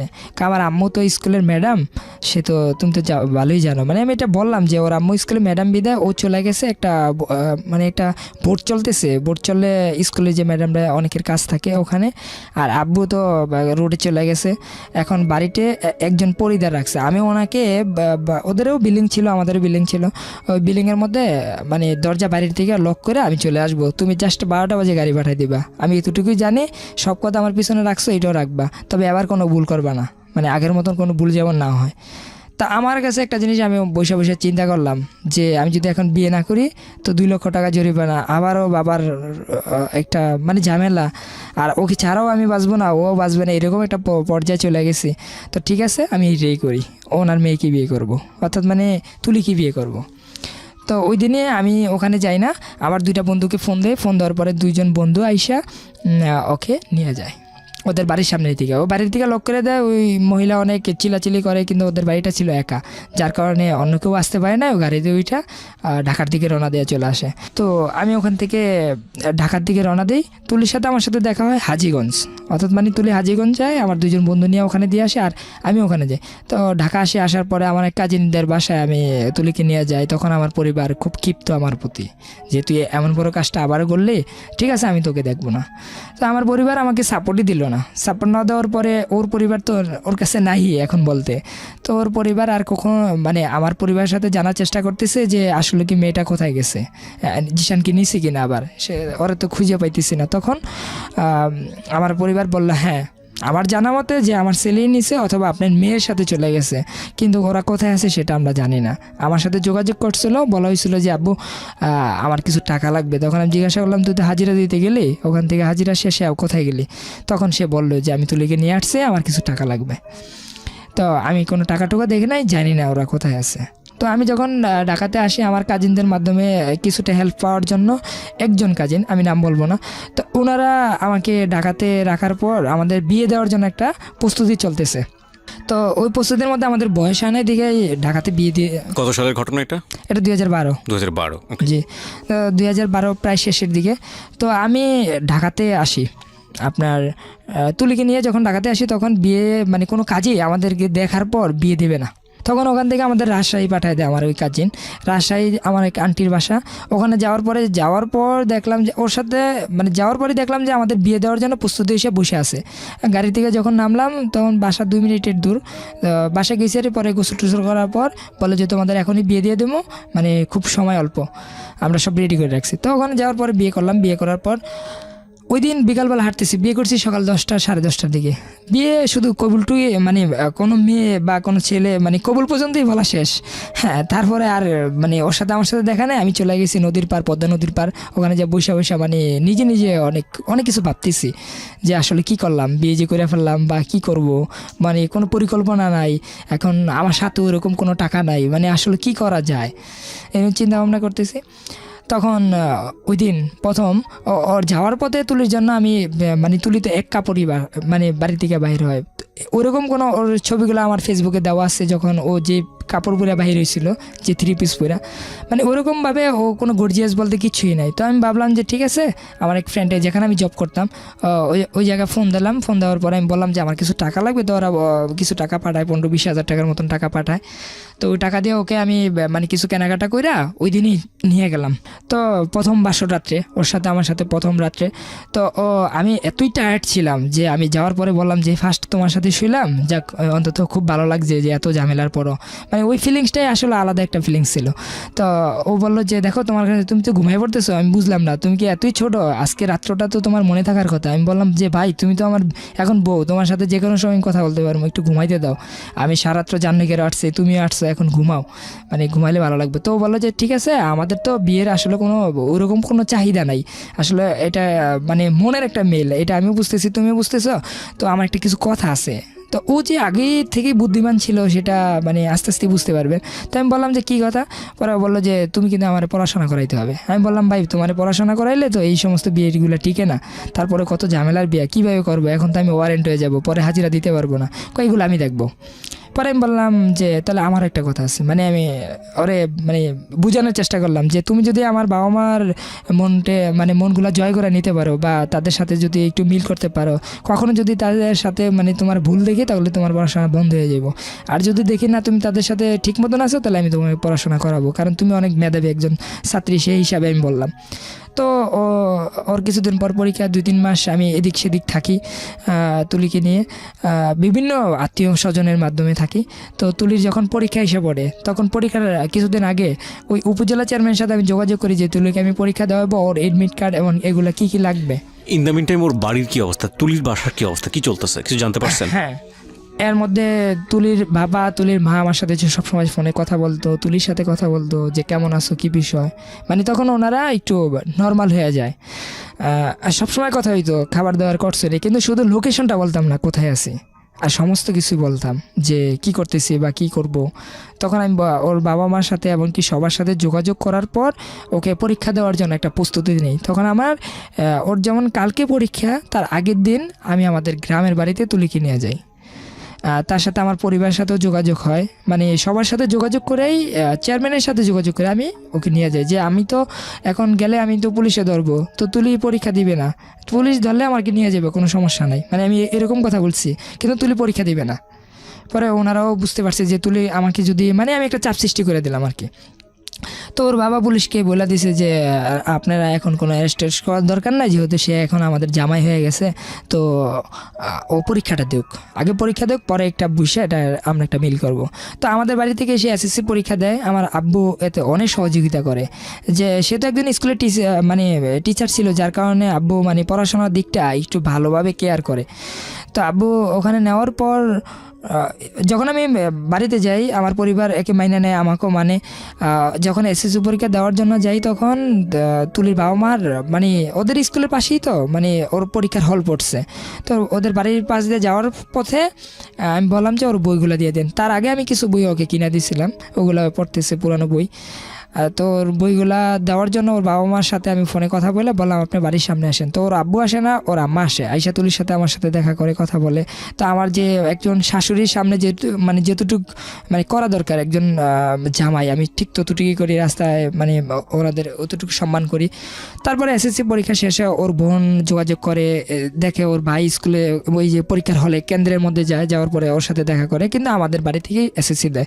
এসএসসি দেওয়ার পরে আমি ঢাকা চলে আসি, ওকে নিয়ে শ্যামপুর মডেল স্কুল অ্যান্ড কলেজে ওকে এসএসসি দেওয়ার জন্য এসএসসি শেষে ইন্টারে ভর্তি করাই। তো ও সায়েন্সের ছিল। তো ইন্টারভিউ যখন ভর্তি করে তখন আমি একটা সমস্যা পড়লাম, সেটা হলো যে আমার পরিবার বলতেছে যে তুমি তো সমস্ত টাকা পয়সা হয়তো পরিবার থেকেই নিতেছো, তুমি তো কোনো কাজ টাজ করো না, তো তখন তুই নিজেও পরীক্ষা দিবা এবং কি তোমার বউকে তুমি পড়াইবে, এটা তো হয় না। এটা সমাজে একটা মানে কি মানে ছোটোখাটোভাবে এটা আস্তে আস্তে প্রচার হইতেছে আমার কাছে। তো আমার কাছে খুব কষ্ট লাগতো। তো একদিন তুলিকে আমি জিজ্ঞাসা করলাম যে দেখো হয়তো তুমি পড়ো না, আমি পড়ি, কারণ দুজনে পড়লে ভরণ পোষণ দিবে গে, আর কতদিন হয়তো আব্বু দিবে, আব্বুর অনেক টাকা আছে থাকলেও কি মানে আমার কাছে মানে আমার তো কিছু নাই। বিরতি। তুলির পরিবারের সাথে মোটামুটি মিল, মানে আসা যাওয়া চলতেছে। তো এর মাঝে আসলে আমি তখন বুঝতাম না যে আসলে আমি বিয়ে কাকে বলে বা সংসার কাকে বলে, এগুলো কিচ্ছু বুঝতাম না। তো ঢাকা একটা বাসা ভাড়া নেওয়ার পরে আব্বু আমাকে টাকা নিয়ে মানে সমস্ত কিছু কিনা দেয়, মানে নিজের এক টাকাও নেই কিন্তু সমস্ত বাবার টাকা, আব্বুর টাকা দিয়েই আমি ঘরে সব কিছু কেনার পরে আমাকে একটা ব্যবসা দেয়। ব্যবসাটা হলো যে তুই কী করবি আমাকে জিজ্ঞাসা করলো, তখন আমি কম্পিউটার সার্ভিসিংয়ের টাইপিং, মোবাইল কম্পিউটার, তারপরে আপনার বিকাশ লোড, স্টেশনারি মালামাল একটা দোকান দিই। দোকানটার নাম থাকে মতলব টেলিকম। তো দোকানটা অ্যাডভান্স ছিল 3 লক্ষ টাকা, আর মোটামুটি মালামাল ফটোকপি মেশিন টেশিন কেনার পর ওগুলো আব্বু সমস্ত টাকা খরচ করে প্রায় 10 লক্ষ টাকা। তো দেওয়ার পর ওই দোকানটা আমি শ্যামপুর পোস্তগোলা বরিতলায় আর কি, অনেক বন্ধুবান্ধব হয়তো ওখান থেকে আমাকে শুনতেছে যে তাদের সাথে অনেক দিন চলছি, মানে মনে পড়ে গেল আর কি। তো যাই হোক, ওখানে ইসমাইল ভাই নামে একজন আছে, ওনাকে খুবই মিস করি আমি, কথার ফাঁকে বলে ফেললাম। তো তুলি যখন ফার্স্ট ইয়ারে পড়ে শ্যামপুর মডেল স্কুল অ্যান্ড কলেজে, তখন আমাদের হঠাৎ করে তুলি মানে অসুস্থ হয়ে যায়, ওকে হসপিটাল নেওয়ার পরে জানতে পারি ওর 4 মাসের অন্তঃসত্ত্বা। তো যেটা আমি আগেও বলছিলাম যে আমি কখনো বুঝতাম না বা ওইরকমভাবে, এখন যেটা বুঝি আর কি, তখন বুঝতাম না আসলে কীভাবে কি মানে বিষয়টা কীভাবে একজন সন্তান জন্ম হয় বা কীভাবে কি হয়, আমি তখন বুঝতে পারি না, যেটা একদম ক্লিয়ার। যখন হসপিটাল নেওয়ার পরে ও বললো যে আপনার ওয়াইফ তো এরকম, আসলে তেমন একটা সমস্যা না, তখন আমি প্রচুর কান্নাকাটি করি যে আসলে আমি তো এটা চাই নাই, আমি চাইছিলাম যে ওর একটা ইচ্ছে ছিল মেডিকেলে ডাক্তারি পড়বে, আমি চাইছিলাম যে ও ডাক্তারি পড়বে, আসলে আমরা বুঝতে পারি নাই, মনটা খুবই খারাপ লাগে। তো তুলি কী করলো, ওখান থেকে বললো আমার বাবা মাকে বিষয়টা জানাইলো ফোন দিয়ে। তো বাবা মা বললো এটা তো খুশির ব্যাপার, আচ্ছা সমস্যা নাই, এটা কোনোভাবে কোনো নষ্ট করা যাবে না, যা আছে ঠিক আছে তাই থাকবে। তো যাই হোক, ও ইন্টারের লাস্টের দিকে আমাদের সন্তান জন্ম হয় আপনার সিজারে যখন ছেলে হয় তখন 3 তারিখ আপনার মার্চের 2014 সালে আমাদের সন্তান জন্ম হয়, আর আমাদের বিয়ে হয় 2012 সালের 29 নভেম্বর আমাদের বিয়ে হয়। তো এর মাঝে যখন বাচ্চাটা মানে যে হসপিটালে হয় সেটা হলো জেনারেল হসপিটাল আপনার এলিফেন্ট রোড। তো ওখানে ডক্টর সুহিলি ম্যাডাম ওর মানে সিজার করে, অনেক টাকাই খরচ হয় ওখানে, ওইটাও আমার আব্বুই দেয়। তো আমি যখন ব্যবসা করতেছি নতুনভাবে, মানে দোকানদারি করতেছি, মোটামুটি আমি ব্যবসাটা ভালোভাবে উঠে নিতেছি, আর আমি কম্পিউটারে মোটামুটি টাইপের কাজগুলো খুব ভালো জানতাম। তো আমার যখন সন্তান এক মাসের হয় তখন আমি তো ঢাকা বাসাতে থাকি। তো 1 মাসে যখন সন্তান হয় তুলি তখন কলেজে যায়, তারপরে মানে 1 মাসের বাচ্চা ওরাই ও কলেজে যাচ্ছে, 1 মাসের বাচ্চা মানে রাখার পর ও কোচিংয়ে যাচ্ছে। এখন আমি ওকে রাখবো নাকি দোকানদারি করব না কি করব আমি নিজেই বুঝতেছি না, আর আমি একটা বাচ্চা লালন পালন করতে পারবো কি না সেটাও আমার কাছে ভয় লাগতেছে। ও অনেক সময় মানে কাপড় চোপড় নষ্ট করে ফেলতে, এগুলো সব আমার ধুইতে হইতো, কারণ তুলি তো নাই, ওকে ফিটার বানায় খাওয়ানোর জন্য গরম পানি করতে হইতো। ওকে নিয়ে পরে অবশেষে আমি একদিকে দোকান নিয়ে সমস্যা পড়ে যায়, একদিকে বাসা নিয়ে সমস্যা পড়ে যায়। আবার তুলি এদিকে মানে ওর কি মনে হইতো না যে এটা ওর সন্তান, মানে এরকম মনে হইতো মাঝে মধ্যে আমার কাছে। তো আমি দোকানের মধ্যে ওই শ্যামপুরের মধ্যে যারা শুনতেছে বর্তমানে তারা জানে ওই মতলব টেলিকমটা এত একটা বড় একটা দোকান ছিল, মোটামুটি সবাই চিনে। ওই দোকানটার পিছনের সাইড আমি কিছু জায়গা করি, আর ওখানে ধোনলা বানাইয়া আমার সন্তানকে আমি ওখানে সব সকালবেলা নিয়ে যেতাম। আবার তুলি যখন কলেজ থেকে আসতো ও দোকান থেকে যে ও নিয়ে আসতো, হ্যাঁ কোনো দিন নিয়ে আসতো, কোনো দিন আমি নিয়ে আসতাম। এরকমভাবে আমার সন্তানকে আমি দোকান থেকে মানে লালন পালন করি, দোকানে রাখি, বাসায় রাখি, মানে সব কিছু করতাম আমি। তো তুলি আসতো, আসার পর আমি বললাম না যে কোনো মা তার সন্তানের জন্য করে নাই, সেটা আমি বলি না। আমি বলতেছি যে করছে, যতটুকু পারছে ততটুকু করছে, কিন্তু ও সময় দিতে পারতো না। তবে আদর করতো, ও আদর করতো, আমিও করতাম। তো বেশিরভাগ আমার কাছেই ছিল। তো আমাদের সন্তান 1 মাসের যখন হয় তখন ওর মা ওনাদের নাতি দেখার জন্য আসছে। তা আমরা ইনভাইট করছি, আসছে, আমার বাবা মা বলছে ঠিক আছে আসেন। তো উনি অনেক দিন থাকার পরে তুলি মানে আমার সাথে ওর মায়ের সাথে একটা বিতর্ক হয়ে যায়। বিতর্ক বলে আমার মাও আসে, ওর মাও আসে, বলতেছে দেখেন আমার মেয়ে তো বয়স অল্প, আপনাদের ছেলের কাছে তো আসলে বিয়ে দিতাম না, এখন তো যাই বিয়ে হয়ে গেছে, সন্তান হয়ে গেছে, সবই বুঝলাম, এখন একটা কাজের লোক রাখেন যে কাজ করবে, আমার মেয়ে পারবে না কাজ করতে। তখন আমার আম্মু বললো সে এই ঘরের বউ, সে কাজ করতে হবে, আর যদি সে না পারে সেটা আমরা দেখব।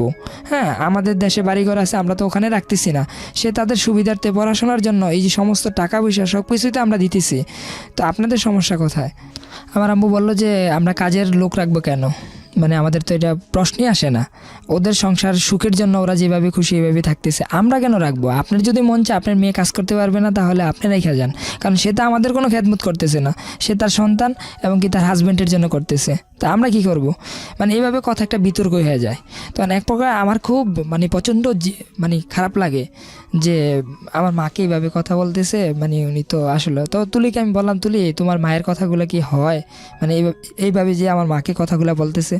পরে ও আর মাকে বলল যে আপনারা আগেও এরকম করছেন, এখনও করতেছেন, আসলে আপনাদের জন্য কি সংসারটা টিকানো সম্ভব না মনে হয়, মানে এইভাবে কা করতেছেন, আপনি ফার্স্ট আসলেন আমাদের বাসায়, আর আসার পরই এইভাবে জ্বর হইলো, এখন আপনার জামাইও তো মনে কষ্ট পাইছে, মানে এইভাবে বলতেছে। তো উনি কী করলো, উনি খুব বুদ্ধিমান ছিল আমার শাশুড়ি, সে কী করলো যে একটু হাসি খুশি দিয়া বললো যে আরে আমি এইভাবেই কথাগুলো বলছিলাম, একটা কাজ করেন, আমাকে 1-2 লক্ষ টাকা ধার দিতে পারবেন, আমাদের একটা সমস্যা হয়েছে, এই জন্য আসছি বিশেষ করে, মানে উনি প্রসঙ্গটা ওইভাবে নিয়ে গেল। তো আমার আম্মা বললো এটা আপনার জামাই আছে, জামাইকে না বলবেন, আপনার মেয়ে আছে, মেয়েকে বলেন, তারা যদি পারে দিবে, আর আমাদের কাছে চাইলে এটা আমার হাজব্যান্ডকে জানাবেন, জিশানের বাবাকে জানাবেন, এটা তো আমি কিছু করতে পারবো না। পরে আমার শ্বশুর ওই টাইমে ফোন দেয় বলতেছে যে বাবা আমার তো একটা সমস্যা, কিছু মানে এলাকায় কিছু পুকুর উনি চাষ করতো, এটা 2-3 বছরের জন্য, ওই পুকুরগুলা রাখার পরে আমার অনেক টাকা লস হয়ে যায়, এখন আমাদের মানে কিছু টাকা লাগবে। তো আমি জিজ্ঞাসা করলাম কত টাকা, তো উনি বললো যে বেশি না, আমার 1 লক্ষ টাকা হলেই মানে কাজটা সমাধান হবে। তা আমার আব্বু ওই টাকাটা ওদেরকে ধার দেয়। তো আমরা ভাবলাম যে না টাকা ধার নিছে আর এরকম কিছু হবে না, মানে একটু হেলোমেলো চিন্তা ভাবনা আর কি। যখন আমার সন্তানটা আস্তে আস্তে বড় হয়, মানে 1 মাসের হয়, আমি 1 মাসের দিকটাই আমি বলি, তো আমি যখন গ্রামে চলে যাই, তো আমার ছোট ভাই তখন ঢাকাতে থাকে, ঢাকাতে ওকে নিয়ে আসি ক্লাস, ছোটো ভাইয়ের নাম সজল। তো সজল ক্লাস 7 এসে ঢাকাতে শ্যামপুর মডেল স্কুল অ্যান্ড কলেজে ভর্তি হয় আর কি। তো ওখানে যখন ও ভর্তি হয় তখন ও শুধু ঢাকা থাকতো, মানে আমাদের ফ্ল্যাটে 2 রুম ছিল, আমার ছোটো ভাই 1 রুমে ঘুমাইতো, মাঝে মধ্যে বাবা মা আসতো, আর আমরা 1 রুমে ছিলাম। তো একদিন সকাল ভোর আমার আম্মু যখন আমি এখানে আরেকটা কথা ভাই, যে কিবরে ভাই, মানে বিষয়টা এরকম, আমি বাচ্চাটাকে মানে লালন পালন করতে করতে আমার দোকানে ক্ষতি হয়ে যায়, তখন আমি কি করব, আমার আম্মুকে বিষয়টা বললাম, তো আম্মু ঢাকা চলে আসে যে ঠিক আছে তোর আব্বু তো বাইরেই, তো আমি আর বাড়িতে থেকে কী লাভ, বাচ্চা ছোটো ভাই তো ঢাকা চলে গেছে, তোর সাথেই থাকে, ঠিক আছে আমি আসতেছি। তো আমার আম্মু আসার পরে এই সমস্ত অবদান আমি দেখছি, যে একটা সন্তান কিভাবে মানুষ করতে হয় সেটা আমার মায়ের কাছে আমি দেখছি। তো আমার মা ওকে অনেক লালন পালন করে, গোসল করাইতো, সব কিছু করতো, আর তুলির পড়াশোনা নিয়ে খুব ব্যস্ত, আর আমি দোকান নিয়ে ব্যস্ত।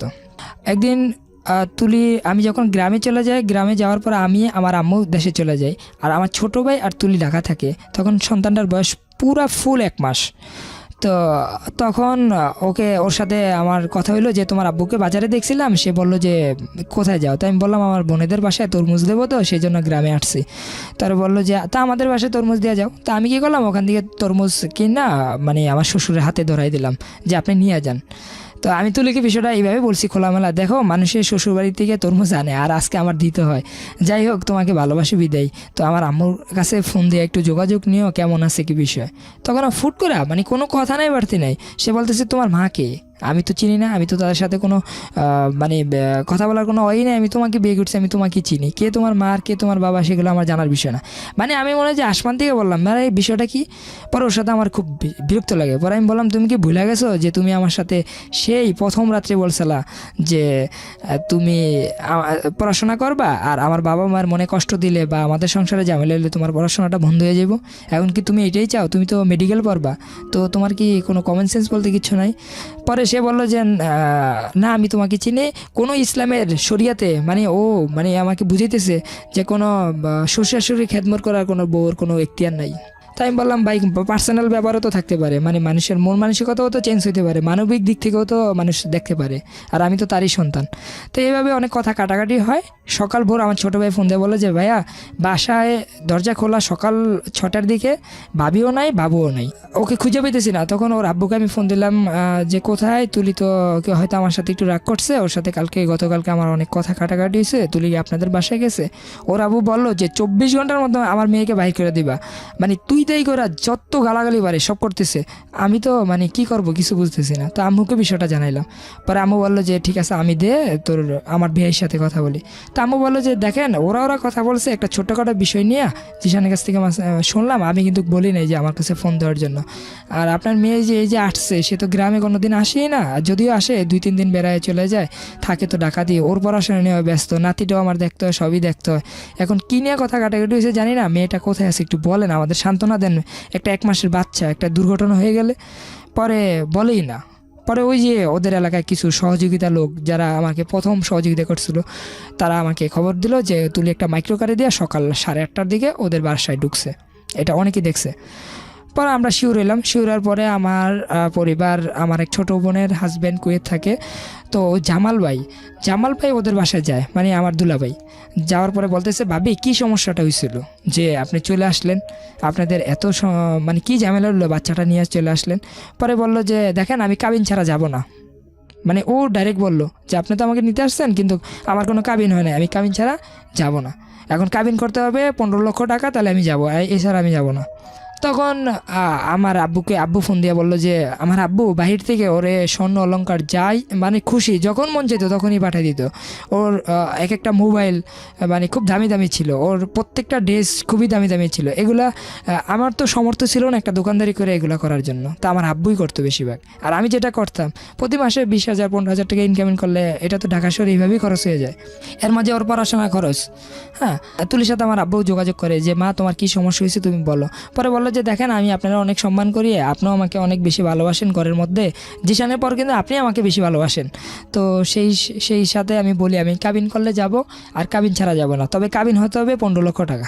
তখন বিষয়টা জানার পর আমার দুলাভাই ওখান থেকে চলে আসে, আসার পরে আমার খুব বিরক্ত লাগে। আমি বললাম যে আমি ঠিক আছে আমি তুলির সাথে যোগাযোগ করি। তো তুলির সাথে আমি যোগাযোগ করার অনেক চেষ্টা করি, ওর বাবা মা মানে এইভাবে বলে না ও কথা বলো, কিন্তু তুলি বলতেছে আমি কথা বলবো না। হ্যাঁ, মানে আমি বুঝতেছি না। পরে আমি বিষয়টা ভাঙার জন্য আমি ভাবলাম ওই বাড়িতে যাবো, যা দেখবো। তো আমার বাবা মা আমাকে অনেক বারণ করছিল, আমি এখন বুঝি যে বাবা মার প্রত্যেকটি কথাই ছিল সঠিক। হ্যাঁ, তো আমি মানলাম না। আমি তুলিকে গরিপুর যাওয়ার পর মানে এই যে কুমিল্লা গরিপুর, যেহেতু আমার বাড়ি চাঁদপুর মতলে, গরিপুর যাওয়ার সাথে তুলির সাথে আমার সাথে ফেসবুকে যোগাযোগ হলো যে তুলি আমি তো গরিপুর আসছি ভাই, যা অন্য হয়ে গেছে, আসলে কি ভুল করছি না করছি আমি তো বুঝতেছি না, তুমি চরম ভুলটা করছো, এখন আমি তোমাদের বাড়িতে আসলে কোনো সমস্যা হবে? পরে বললো যে না কোনো সমস্যা হবে না, তুমি নির্ভয়ে আসো, তুমি আসলেই আমি তোমার সাথে চলে যাব। তাই আমি বললাম কাবিন কারে ভাই, কাবিনে কি মানুষ বউ রাখে? আর কাবিনে মানে ও বিভিন্ন উদাহরণ দিল। তাই আমি ভাবলাম যে আচ্ছা ঠিক আছে আমি আসতেছি, কোনো সমস্যা হবে না তো? না। তা আমি কাউকে, এবং কি তুলি আমাকে বলে তুমি কিন্তু অন্য কাউকে বলবা না যে আমাদের বাসায় আসতেছো। আমি বললাম আমার বাবা মা তো জানে, রাগারাগি করে বাসার থেকে আসছি। হ্যাঁ, পরে বললো আচ্ছা ওনারা জানো, আর তোমার বন্ধু বান্ধব কাউকে জানাইবা না, তুমি আসো বাসায়। তা আমি বুঝি নাই বিষয়টা। তা আমি ওদের বাসায় যাই, যেহেতু তুলির ও আমার স্ত্রী, ওই তো আমার সব কিছু, মানে আমি এরকম ভাবতাম এর চেয়ে বিশ্বস্ত লোককে। তো ওদের বাসায় যাই, যাওয়ার পরে ওর মা দেখি ওখানে আসে, ওর বোন আসে, ওর ভাই আসে, এবং কি আরও 2-3 জন লোক থাকে। হ্যাঁ, তো আমার জিজ্ঞাসা করতেছে ওর মা, মানে তুই করা এই তুই এখানে আসছিস কেন? তাই আমি বললাম আপনি তো স্কুলের ম্যাডাম, এই ভাইকে কথা বলেন, আমি সালাম দিয়েছি, সালামের উত্তর নেন। পরে বললো যে সেটা আমাকে খুশি, তোর মুখের থেকে কোনো সালাম আমরা নিব না, তুই এখানে আসছিস কেন? পরে আমি বললাম যে আমি এখানে আসছি আমার ওয়াইফকে নেওয়ার জন্য, আমার বাচ্চা নেওয়ার জন্য। পরে ও বলতেছে কোনো ডকুমেন্ট আছে তোমাদের যে বিয়ে হয়েছে, তোমাদের কোনো কাবিন আছে যে তুমি বিয়ে করছো? পরে আমি বিষয়টা মানে চুপ হয়ে দাঁড়াইলাম যে দেখেন কাবিন আর মানে কাবিন তো অবশ্যই করতে হবে, হয়তো এতদিন বুঝতে পারি নাই যে আসলে বিষয়টা বুঝি নাই যে কাবিন করতে হয় বা কি বিষয়। তো এখন যেহেতু আপনারা বলছেন কাবিন তো অবশ্যই করবো, কিন্তু আমি তো ওদেরকে নিতে আসছি। পরে ওর বাবা মা বলতেছে তুমি নিলে তুমি তোমার সন্তান নিতে পারবা, তুমি তুষানরে নিতে পারবা, তুমি তুলিকে নিতে পারবা না। তো আমি বললাম আচ্ছা ঠিক আছে দেন, আমার সন্তানকেই দেন। তো আমার সন্তানটা আমি কোলে নেব, এমন সময় এমনই সময় ওর আম্মা ইসা বললো যে ওর আব্বু বলছে এই কথা যে তুমি তোমার সন্তান নিতে পারবা কিন্তু আমার মেয়েকে নিতে পারবে না। তো এমনই সময় ওর আম্মা ইসা মাটির থেকে উঠানোর জন্য গেছিলাম, আর ওর বাবা মা আজকে অনেকে আমাকে নিয়ে এই বিষয়টা নিয়ে হাস্যকরভাবে ভাবতে পারে, ওর বাবা মা অনেকে সবাই মিলে আমাকে মারধর করে। আর সেখানে শুধু আমার পক্ষে ছিল আমার ওয়াইফ, সে একবার বাচ্চা ধরে একবার আমাকে ধরে আর বলতেছে তুমি যেভাবে হোক এখান থেকে চলে যাও, আমি চলে আসবো। মানে এইভাবে মানে চিল্লাচিল্লি হয়ে যায় দেশ গ্রামের। বললাম তো ওদের বাড়িটা ছিল একা বাড়ি, আর বিল্ডিংয়ের ভিতরে শব্দগুলো তত একটা যায় না। ও এখানে একটা মানে ওদের বাড়ির পাশের থেকে একটা লাঠি মুঠি এনে ওর বাবা মার গায়ে টাচ করে, ওর বাবাকে ওই মারধর করে। আর আমি তো একা, আমি তো মানে বুঝতেছি না যে আমি কি করব। তারপরে আমি যতটুকু পারছি, আর আমার সন্তানটাকে ওর বড় বোন আমি দেখছি মানে এই ঝামেলার মাঝখান দিয়ে ওর বড় বোন কোলে নিয়ে মানে ডাক্তার কাছে নিয়ে যেতেছে, আর আমাকে তারা একটা রুমের মধ্যে আটকে ফেলবো এরকম একটা প্রস্তুতি যে পুলিশের কাছে দিয়ে দিবে যে আমি নাকি বাসা মানে বিভিন্ন কথা আর কি উঠাইবে আর কি। তো তুলি কি করলো যে ওখানে আইসা ওর বাবা মার সাথে অনেক চিল্লাফাল্লা করে আমার ওখান থেকে বাইর করে দিল। হ্যাঁ, অনেক চিল্লাফাল্লা বাইর করলো, আর এরই মাঝে লোক টোক আইসা পড়ছে বাড়িতে। পরে আমার পাশের বাসায় তো আমার মামার শ্বশুর বাড়ি, ওনারা আসে, ওনারা এসে অনেক রাগারাগি করে, আর আমার শার্ট মার যাই এসে সবই ছিঁড়ে ফেলে। আর ওখানে আসলে আমিও হাত তুলছি, সেটা মিথ্যা বলি না, আমি যতটুকু পারছি হাত তুলছি। আর কার গায়ে হাত তুলেছেন? সেটা আমার শ্বশুর আমার শালা। রাইট। সো আলটিমেটলি আমি এটাই জানতে চাচ্ছিলাম যে হাতাহাতিটা একপাক্ষিক হয়নি, দ্বিপাক্ষিকই হয়েছে। হ্যাঁ বলেন। তো আমিও হাত তুলছি, তো আমার শুধু আমার পক্ষে ছিল আমার ওয়াইফ, এছাড়া কেউ ছিল না। তো আমার যখন মামার শ্বশুর বাড়ি আসার পর আমাকে মানে রিসিভ করার পর আমাকে ওখান থেকে মানে একটা ডাক্তার কাছে নিয়ে চিকিৎসা করে তারপর ঢাকাতে পাঠিয়ে দেয়। তো আমি আমার কাকাদের সাথে যোগাযোগ করি যে আমি ওখানে মাইর খেলাম, এখন আমি কী করবো, মানে কি কোনো মামলা টামলা করবো না কি করব, মানে কি করা যায়। তখন বললো যে তুই তো ওকে চাস আর ও কেমন দেখছস। আমি বললাম না, সেও আমাকে চায়, কিন্তু আমি বুঝলাম না ওই আমাকে নিল নাকি আমি ওখানে যাওয়ার পরে ভুল হইলো। তো এগুলো নিয়ে কথা যখন বলতেছি তখন বললো ঠিক আছে আমরা এত কিছু বলি না, উনি তো আর এলাকার কোনো মানে গুন্ডা বা কোনো রাজনৈতিক বিধি না ওর বাবা, ঠিক আছে আমরা যে জিজ্ঞাসা করবো কেন তোকে মারছে, বা তোরও তো ভুল হইতে পারে, না হয় তোর গায়ে হাত তুলবো কেন। তো ওখানে যাওয়ার পরে তুলি এটা ছোটোখাটো একটা পঞ্চায়েতের মাধ্যমে ওখানে বিচার হয়। আমার পরিবার কেউ যায় না আমার সাথে, বললো যে না আমরা যাব না। কেন যাবে না, ওই যে আমাকে যাওয়ার জন্য না করছিল, বারণ করছিল, তারপর আমি গেছিলাম। হ্যাঁ, বিচার করার জন্য। তো তুলি সবার সামনে এসে বলতেছে বিচার টিচার কিছু হবে না, হ্যাঁ সব কিছু বন্ধ, কোনো বিচার হবে না, আমার বাবা মার বিচারও তুমি করতে পারবে না আর তোমার বিচারও আমরা করতে পারবো না, এখানে সম্পূর্ণ ভুল আমার মায়ের। তো মায়ের বিচারটা আমি কীভাবে করব, তুমি পারলে জীবনে কোনো এক সময় করলে, এখন আমি চলে যাব।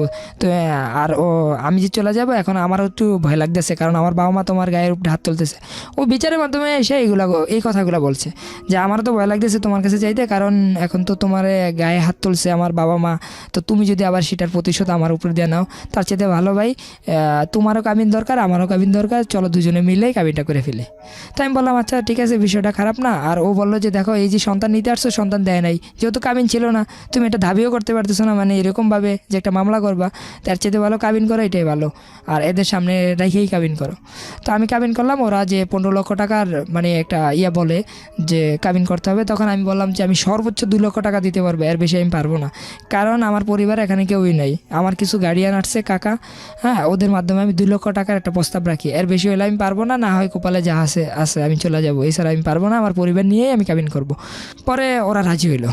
রাজি হওয়ার পরে আমি স্পষ্ট আকারে, মানে আমি বাংলা লেখা যে বুঝবো না সেটা তো স্যার ভাই আমি বুঝতে পারতেছি না, মানে ওখানে স্পষ্ট আকারে আমি লেখাটা দেখছি 2 লক্ষ টাকা। আজকে আমি এই জিনিসটা দিয়ে পরিষ্কার করতে চাই, যারা এখনও বিয়ে করে না এবং কি যারা কাবিন বিষয়টা বুঝে না, আমি তাদেরকে বলে দিই যেটা আমি মানে ভুক্তভোগী হয়েছি। মানে একটা কাবিন থাকে যেটা মেয়ের বাবার কাছে দেওয়া হয়, মানে আমার থেকে লিখিত নিয়ে, আর একটা বালাম বই থাকে যেখানে আমরা মানে চোখ বন্ধ করে মানে সাইন করি। তো আমার যে ঘটনাটা ঘটে যে আমাকে বলে এই যে এখানে দেখছো না 2 লক্ষ টাকা, আমি বললাম হ্যাঁ, তো 2.5 লক্ষ টাকা কাবিন, 50,000 টাকা উসুল, আর 2 লক্ষ টাকা বাকি। 2 লক্ষ টাকা কাবিনটা পরবর্তীতে আমরা একটা যে বালাম বইয়ের মধ্যে কাজী বললো যে তুমি এখানে একটা সাইন দাও, যে সাইনের মধ্যে লেখো যে যে তোমাদের বিয়ে হয়েছে, যে একটা আমাদের একটা ডকুমেন্ট সরকারি ঘরে যাবে। তো আমি চোখ বন্ধ করে ওখানে সাইন দিয়ে দিছি, কিন্তু পরবর্তীতে মানে জানতে পারছি যে ওইটা আমাদের কাবিন প্রথমটা ছিল ফলস, আর দ্বিতীয় যেখানে আমি সাইন দেই ওখানে কাবিন করে 4 লক্ষ টাকা আর 50,000 টাকা উসুল দেয়। তো আমি যখন তুলিকে ঢাকা নিয়ে আসি, ও মেডিকেল পরীক্ষা দেওয়ার জন্য এই যে বিভিন্ন কোচিংয়ে আসতেছে, আসা যাওয়া করতেছে, এর মাঝে ও পরীক্ষার জন্য সিলেটে ওর পরীক্ষা পড়ে, সিলেট ওসমানী মেডিকেল কলেজে ওর পরীক্ষার হল পরে, ওখানে যাওয়ার পরে চান্স পায় নাই। চান্স না পাওয়ার কারণে ও ঢাকা বিশ্ববিদ্যালয়ে পরীক্ষা দেয়, ওখানে গ্রাসতত্ত্বনীতিতে চান্স পায়, সেটা পড়বে না সে। তারপরে জাহাঙ্গীরনগরে পরীক্ষা দেয়, বিভিন্ন জায়গায় পরীক্ষা দেয়, মানে সরকারি অনেক জায়গায় পরীক্ষা দেয়। অবশেষে সে ধনিয়া ভার্সিটিতে ভর্তি হয়, ইংলিশে অনার্স। তো পড়াশোনা করতেছে, এর মাঝে আমার সন্তান বড় হইতেছে।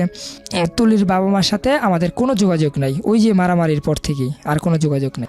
তুলি যখন মানে ওখানে মানে ফার্স্ট ইয়ার পরীক্ষা দেয়, তখন ওর বাবা মা একটা প্রস্তাব পাঠায় যে এদের সাথে মিল করার জন্য, ওর দুলাভাইয়ের মাধ্যমে, বিভিন্ন মাধ্যমে। তো দোকানের মধ্যে ওর বাবা মা, ওর আব্বু, ওর আম্মু সবাই মিলে আমার দোকানের মধ্যে আসে। তা এসে বলতেছে যে বাবা জামিনও হয়ে গেছে, আজকে 3-4 বছর আমার মেয়েটা আমাদের বাসায় যায় না, বা তোমাদেরকে ওরকম সম্মান দিতে পারতেছি না, তো এটা মিল হয়ে যাও। তো আমি বললাম ঠিক আছে, আমার ওয়াইফের সাথে আমি যোগাযোগ করে আমি বিষয়টা আপনাকে জানাবো। তো এখন বাসায় যান, বাসায় যা কথা বলেন। কেন এখন যাব না, তুমি যদি বলো তাহলে তোমার সাথে মিল হয়ে তোমাদেরকে ইনভাইট করবো আমাদের বাসায়, আইসো গার্ডিয়ান নিয়ে, এটা মিল হয়ে যায়, এখন আর এগুলো করার সময় নেই। তো আমি বললাম ঠিক আছে, ভালো প্রস্তাব। তো আমার পরিবারের সাথেও যোগাযোগ করলাম, ওনারা বললো যে ঠিক আছে এটা মিল হয়ে যাও।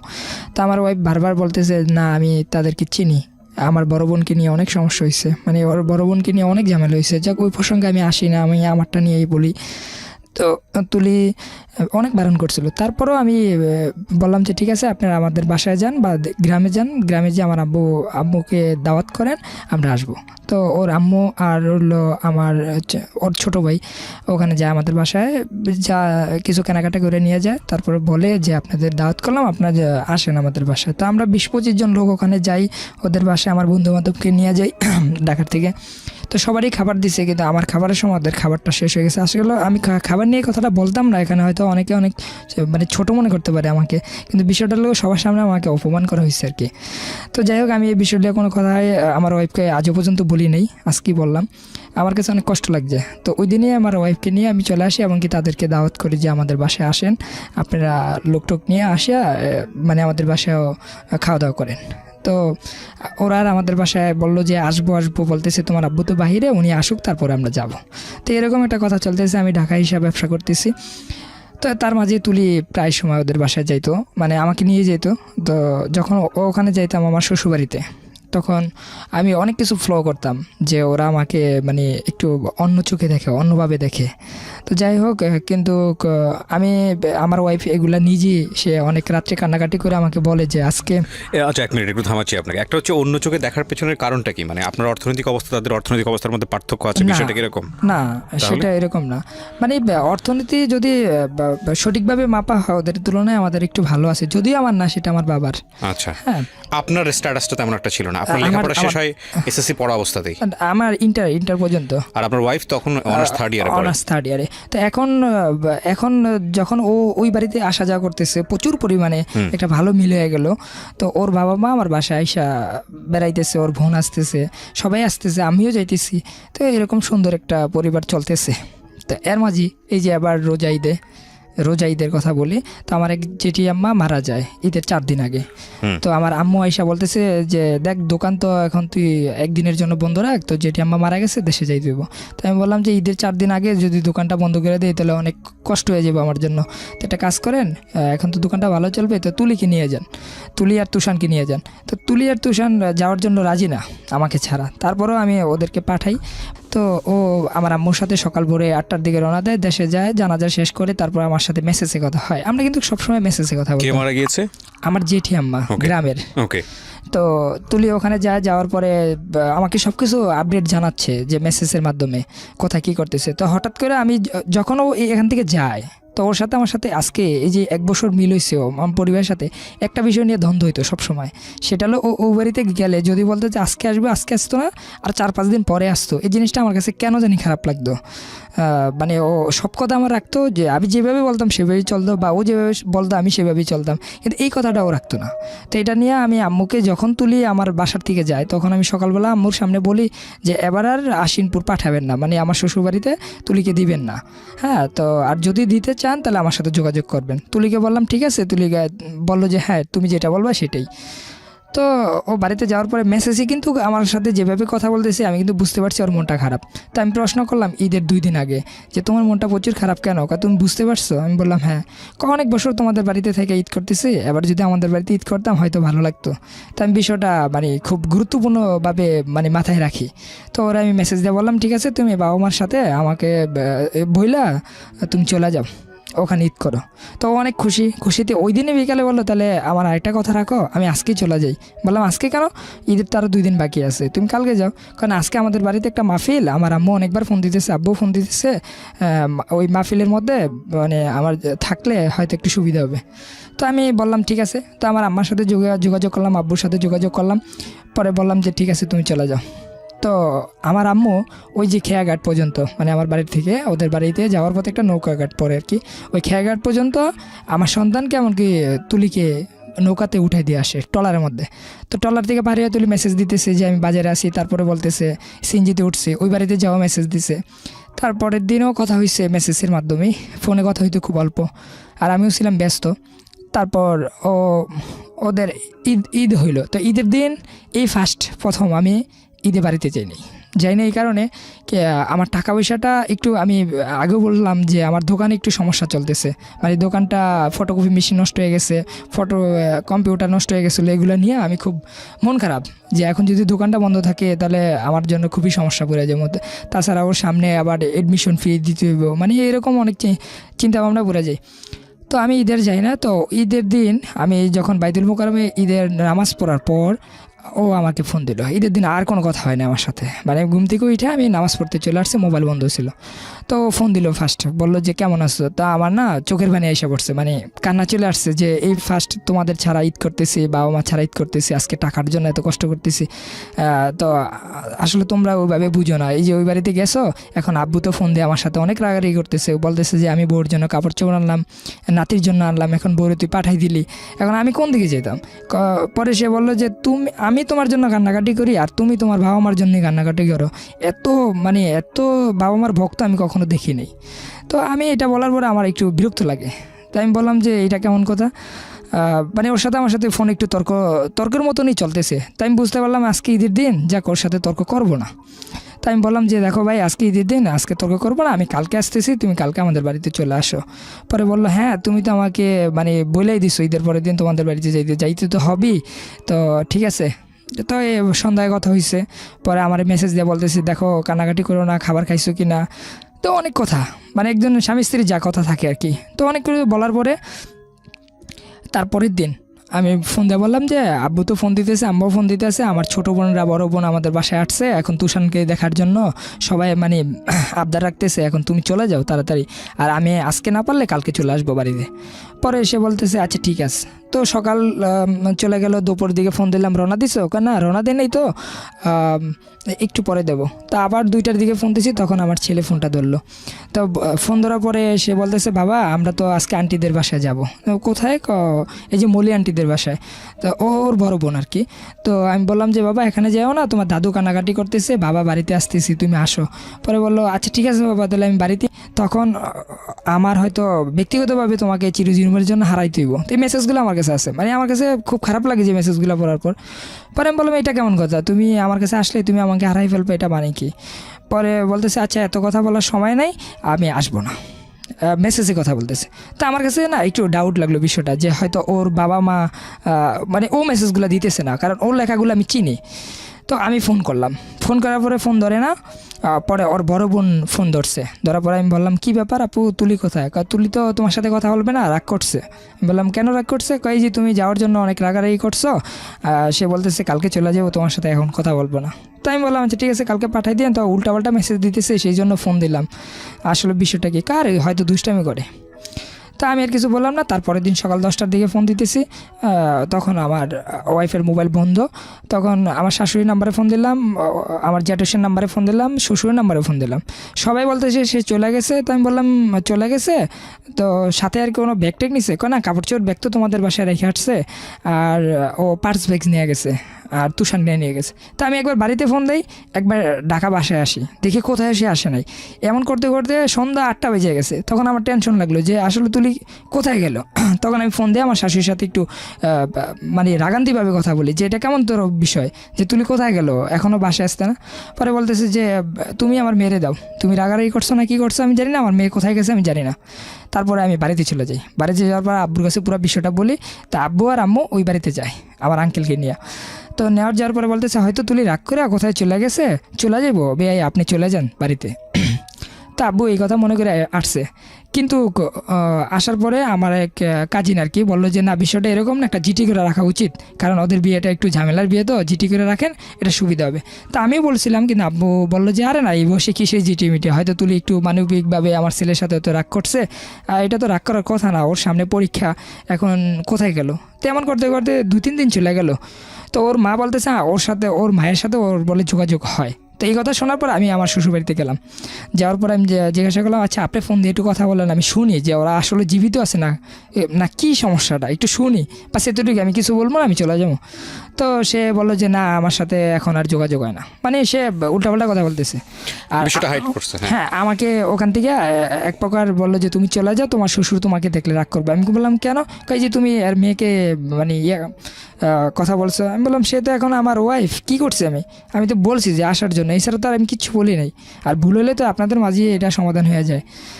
তো তারপরে আমি ওখান থেকে রাগ হয়ে চলে আসি। হ্যাঁ আমাকে মোটামুটি ভালো কথা দিয়ে অপমান করে ওনারা। তো ওখান থেকে আমি আসার পর আব্বুরে বললাম না এখন আর সহ্যর মানে বাদ ভেঙে গেছে, এখন চলেন একটা চিঠি করে আসি। তো আমার আব্বু কোনোভাবেই মানলো না। আর 2 দিন পর তো আমি অনেক জায়গায় ফোন দিই, ওর বন্ধু বান্ধব সব জায়গায় ফোন দিই, কোথাও পাই না। 2 দিন পর আমার নামে একটা সমন জারি আসে। হ্যাঁ সমন জারি আসে কোর্ট থেকে, যে যৌতুক মামলা, আমি আমার বাবা মা আত্মীয় স্বজন সবাই নাকি একজোট হয়ে ওকে মারধর করছি, মানবিক মানে মেন্টালি সমস্যা দিছে বিভিন্নভাবে। এই মামলাটা করছে তুলি, হ্যাঁ ধারালো 4। তো মামলাটা যখন করছে এটা মানে 1 মাসের টাইম নেয়, মানে আমাকে হাজিরা দেওয়ার আরও 1 মাস বাকি আছে, 24 তারিখ হাজিরা দেওয়া মানে দিতে হবে। তা আমি তখন বুঝার বাকি নেই, হয়তো এটা হয়তো তুলি করতেছে নাকি তুলির বাবা মা করতেছে। তা আমার একটাই ধারণা যে এটা তুলির বাবা মা করতেছে, মানে আমার মাথায় এটাই আসে। তারপর আমার বাবা মাকে ওরা ইনভাইট করে যে আপনারা বসেন, তুলি আমাদের আন্ডারই আছে, কোথায় যেখানেই আসে আপনারা বসেন। তারপরে বললো যে ও মামলা করে দিয়েছে, এখন আমরা বসবো কেন, বসার তো কোনো মানি হয় না, আপনার মামলা করার আগেই বলতেন। পরে বলতেছে না মামলা তো করছি জিশানকে বোঝানোর জন্য যে ও আর জিশান আর তুলি এখন আর মিল নাই, মানে তুলি জিশানকে এখন আর ভালোবাসে না, সেই জন্য মামলাটা করছি, মামলা উঠাই ফেলবো, এখন বসেন, বসে ডিভোর্সের টাকাটা দিয়ে যান, আর সন্তান 2 বছর পর নিয়ে যান। তো আমার আব্বু বললো ঠিক আছে এটা ভালো একটা প্রস্তাব দিয়েছেন, সমস্যা নাই, আপনি একটা কাজ করেন তাহলে তুলিকে সামনে রাখেন, তুলি কথা বলবে, বাস আমরা বাইনে আসবো। হ্যাঁ ডিভোর্স হয়ে গেলে তো টাকা দিতেই হবে, মেয়ে যদি না থাকে আমরা তো জোর করে আনতে পারবো না। তবে ওর জন্য আমি অনেক কিছু করছি, সে আমার সামনে এসে বলুক যে আব্বু আমি আর আপনাদের বাসায় যাব না, বা আপনার ছেলের এই সমস্যা। তো সে যে আমাকেও লাগছে যে আমিও মারধর করছি। তো সে আমার সামনে আসে, না সে সামনে আসবে না, সে দূরেই থাকবে, দূরে থেকে ডিভোর্স লেটার দিয়ে দেবে, আপনি শুধু কাগজটা নিয়ে যাবেন আর টাকাটা দিয়ে যাবেন। পরে বললো যে কাবিন কত হয়েছে, আব্বু জিজ্ঞাসা করলো তখন বলো 3.5 লক্ষ টাকা। তখন তো আমি তো হতবাক যে আমি তো 2 লক্ষ টাকা করছি। পরবর্তীতে বুঝতে পারলাম যে আমার কাবিনটা ডুপ্লিকেট করা, যে যেভাবেই হোক তারা 3.5 লক্ষ টাকা করছে। তুলি যখন এখন আমি তুলিকে কোনোভাবেই খুঁজে পাইতেছি না। 24 তারিখে আমরা বসি এই হাজিরা দেওয়ার জন্য যাই। তো যাওয়ার পরে কোর্টে অনেক সাক্ষী ওনারা নেয় যে আমরা মারধর করছি, ওখানে বৈশা বিচার আচার করছি, এরকম অনেক কিছু লিখছে। তো যখন ম্যাজিস্ট্রেট ছিল মহিলা, তো উনি বলতেছে কী ব্যাপার, তুমি কি আরে মারধর বলো করো? আমি বললাম যে একটা ডকুমেন্ট দেখান আমাকে যে আমি ওকে মারধর করছি কিনা, শুধু একটা দেখান তাহলে হবে। পরে বললো যে আচ্ছা তোমার কোনো সাক্ষী আছে? কয় স্যার মারধর করে না তো, কিন্তু মেন্টালি সমস্যা দেয়, মানসিকভাবে সমস্যা দেয়, আমার পড়াশোনার সমস্যা হয়। পরে আমি বললাম পড়াশোনার সমস্যা হয় স্যার, আমি তো ক্লাস 10 থেকে অনার্স পর্যন্ত পড়াশোনা করাইতেছি, যদি সমস্যায় দিতাম এতটুকু পড়লো কীভাবে? পরে ও বলতেছে না এগুলো সব আমার বাবার টাকা, ও কখনো টাকা দিত না, ওর বাবাও দিত না। মানে এখন ও সম্পূর্ণ বিপক্ষে কথা বলতেছে আমার। পরে আমি বললাম আচ্ছা ঠিক আছে তুলি, হয়তো এই জীবন হয়তো আমাদের 24 বছর, তোমার 21 বছর, এই বয়সে হয়তো তুমি এখন বুঝতেছো না বা আমাকে একটা হস্তনস্ত করতেছো, আমরা তো আসলে কেউ এই পৃথিবীতে বাঁচবো না, তা তোমার উপরে নির্ভরশীল করলাম, তাতে যদি আমার জেল হয় ফাঁসি হয় আমি সেটাই মানবো, এখন তুমি বলো যে আমার কী কী অপরাধ। তো বললো যে স্যার ও কোনো মারধর করে না, কিচ্ছু করে না, ও সব দিকেই ভালো, কিন্তু মানসিকভাবে আমাকে টেনশন দেয়। তো তারপরে বললো ঠিক আছে, তো আমাকে বিল কেটে দিল, যেটা জেলে পাঠাই দিল। 16 দিন জেলে ছিলাম। 16 দিন হাজিরা আমার আবার 8 তারিখে হাজিরা ছিল। তো 8 তারিখে হাজিরা সময় তুলিও ছিল। তো তুলি আমাকে কোটলাপুর থেকে আনছে, সেকেন্ড টাইম জেল। হ্যাঁ সেকেন্ড টাইম। তো তুলি যখন আমার যেদিন হাজিরা হয় ওই দিন তুলি বলতেছে স্যার যে পিছনে যা হয়ে গেছে আসলে ওর জামিন করে দেন, আমি ওর সংসার করবো, সে ওপেন বলতেছে। তো ম্যাজিস্ট্রেট বলতেছে তুমি কি তাকে নিবা? পরে আমি বললাম যে জি আমি নেব। এখন কোর্টটা আলাদা চেঞ্জ করা হয়েছে আমাদের উকিলের মাধ্যমে। পরে বললো আচ্ছা ঠিক আছে, তোমাদের 5 বছরের সন্তান আছে, সন্তানটার দিকে তাকাইয়া তোমরা সব কিছু মিল করে উকিলদের মাধ্যমে বসে এটা সমাধান করে ফেলো। তো তারপরে আমরা বললাম ঠিক আছে, আমার উকিল বললো ঠিক আছে। তো 2 উকিলের মাধ্যমে আমরা ওই বসার চেষ্টা করি, কিন্তু ওরা বসতে চায় না। তো বসতে তো চাই না। তারপরে আবার হাজিরার দিন যে আমরা বলি যে স্যার মানে আমাদের উকিল বলতেছে যে আমরা বসার ট্রাই করছি কিন্তু ওরা আসে নাই, ওরা হাজিরা দিয়ে চলে গেছে, এখন আজকে কীভাবে বসা যায় বা কীভাবে সমাধান করে দেন এইটাই চাই। পরে বললো যে আজকে 3টা বাজে আপনারা 2 পক্ষ এই উকিলের মাধ্যমে বসবেন। তো বললো যে আচ্ছা ঠিক আছে। তো ওই দিন আমরা বসার পরে আমার ওয়াইফ নাই ওখানে, আর এই 4 মাস পর্যন্ত আমার সন্তানকে একবারও আমরা দেখি নাই। তো ওয়াইফ নাই, এখন আমার শ্বশুর বলতেছে, আমি আগেও যেটা বলছি এখনও সেটাই বলি, কাবিনের টাকা দিয়ে দেন আর তুলি আসবে না সামনে। তো আমার আব্বু বললো যে তুলি না আসলে আমি এটা কীভাবে সমাধান করবো, তুলি না আসলে তো এটা সমাধান হয় না। এখন বিয়ে করছে ছেলে, ওর সাথে কী সমস্যা হয়েছে না সমস্যা হয়েছে এগুলো তো আমরা শুনবো, শোনার পরে না একটা মানে ডিভোর্স কথাটা আসবে। আপনি যদি তার আগেই বলেন কীভাবে হলো, আর তুলি বলুক, তুলি তো এখনই বললো যে সংসার করবে, এখন তুলিকে আপনি কোথায় পাঠাই দিচ্ছেন আর আমার নাতিটা কোথায়? তখন বললো যে নাতি সময় মতন পাইবেন আর তুলি আসবে না। তো এই কথা বলছে আব্বুর সাথে, আমার সাথে, আমাদের পরিবারের সাথে, তাদের সাথে ওখানে বসে আর কোনো সমাধান হয় নাই। তো সমাধান হওয়ার পরে আমরা ওখান থেকে উঠে আসার পরে আমরা মানে ওখানে আবার একটা কথা বলে যে আমার শ্বশুর বলতেছে সন্তান ভরণ পোষণ কিন্তু ওরই দিতে হবে, তো সেই ক্ষেত্রে 2-3 হাজার টাকা করে প্রতি মাসে আমাকে দিবেন। তো আমাদের উকিল বলতেছে না আমরা হাতে হাতে কোনো টাকা দেবো না, আমরা সরাসরি মানে কোর্টের মাধ্যমে এটা সমাধান করব। এই পর্যন্ত বইলা উঠে মানে ওখান থেকে উঠছে। এখন আমার হাজিরা 26 তারিখে, তো ওখানে গেলে মানে কি হবে সেটা এখনও বলতে পারতেছি না। তবে এর মাঝে আমি নিজে ব্যক্তিগতভাবে উকিলদের সাথে যোগাযোগ করার পর যে আমার সন্তানটা আমি কীভাবে দেখি, হোক ডিভোর্স অথবা যেটা মনে সেটাই হোক, কিন্তু আমি তুলিকে চাই। হ্যাঁ, আমি যদি তুলি না আসে আমার তো কিচ্ছু করার নাই, কিন্তু আমার সন্তানটা আমি কীভাবে দেখবো বা ওর সাথে কীভাবে যোগাযোগ করব। তখন সে বললো যে তুমি একটা মামলা করতে পারো তোমার সন্তান দেখার জন্য। তখন আমি সেটা করি যে আমার সন্তান দেখার জন্য আমি কিভাবে যা যা দরকার আর কি উকিলদের মাধ্যমে আমি একটা মামলা করি। তো ওই মামলাটা মানে উঠবে 26 তারিখে। তুলি যখন আসবে তুলিকে বলে দিব যে তোমার সন্তানকে নিয়ে তুমি কোর্টে আসো, আর তুলি যদি কি বলে সেটা হলো মেন বিষয়। তুলি গতবারও বলছিল যে সংসার করবে, এখন বাকিটা আল্লাহ ভালো জানে যে কি হয়। এই হচ্ছে আপনার গল্প। জি। কেন বললেন এই গল্পটা? এই গল্পটা শুধুমাত্র মানে বলার জন্য আসছে আমার সন্তান যখন বড় হবে, হ্যাঁ, সে যেমন এখন তো সবাই জানে যে আমি হয়তো ভুল করছি, অনেক ভুল করছি, হ্যাঁ, কিন্তু আমি কিন্তু আসলে ওরকমভাবে আমি চাই নাই যে একটা সংসার নষ্ট হয়ে যাক বা নষ্ট হওয়ার কোনো কাজগুলো আমার মনে হয় না যে আমি করছি। দেখেন, প্রথম কথা হচ্ছে কি, আপনাদের সংসার নষ্ট হোক এটা যদি আপনারা না চান, তাহলে এখানে বাকি যে বিষয়গুলো নিয়ে আপনি কথা বলেছেন সেই বিষয়গুলো একেবারেই প্রয়োজন নাই, মানে মুখ্য না। প্রথম কথা হচ্ছে একটা, আমাদের এই একটা বড় সমস্যা, যখন আমরা একমাত্র সিক্রেটস অনুষ্ঠানে এটা হয়, একটু ডিফারেন্ট টাইপ অফ স্টোরি, যখন মানুষ ওখানে নিজের ভুল বলতে আসে তখন শুধু ভুলই বলে। এছাড়া জীবন গল্পের ক্ষেত্রে আমরা যেটা দেখি যে অলওয়েজ একজন মানুষ যখন বলছে সে নিজেকে প্রমাণ করছে আমি ভিকটিম, আমার কোনো দোষ নাই। সো আপনার ক্ষেত্রেও জিনিসটা সেটাই হয়েছে।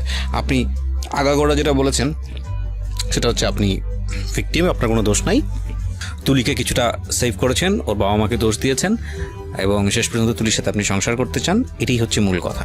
আপনি যেহেতু সংসার করতে চান সেটা খুব ভালো, আমি মনে করি। আপনার স্ত্রী যদি সংসার করতে চায়, আর বিষয়টা যেহেতু কোর্টের বিচারাধীন অবস্থায় আছে, সুতরাং মহামান্য আদালত যে সিদ্ধান্ত নেবে সেটাই সিদ্ধান্ত, এখানে আমাদের কিছুই বলার নেই।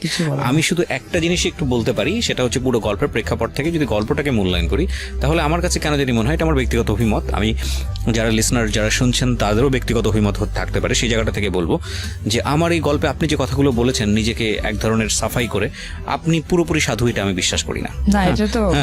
প্রথম কথা হচ্ছে এটা, আপনি যদি পুরোপুরি সাধু হতেন তাহলে আপনার স্ত্রী কোর্ট পর্যন্ত যেত না, ঠিক আছে, এবং আপনার স্ত্রী মামলা মোকদ্দমা পর্যন্ত যেত না, এত বছর সংসারও করতো না। আর দ্বিতীয় কথা হচ্ছে আপনার হাত ধরে বের হয়ে আসার পরে এত বড় রিস্ক নিয়ে এত ভালোবেসে আবার এইরকম একটা জায়গায় এসে যেত না।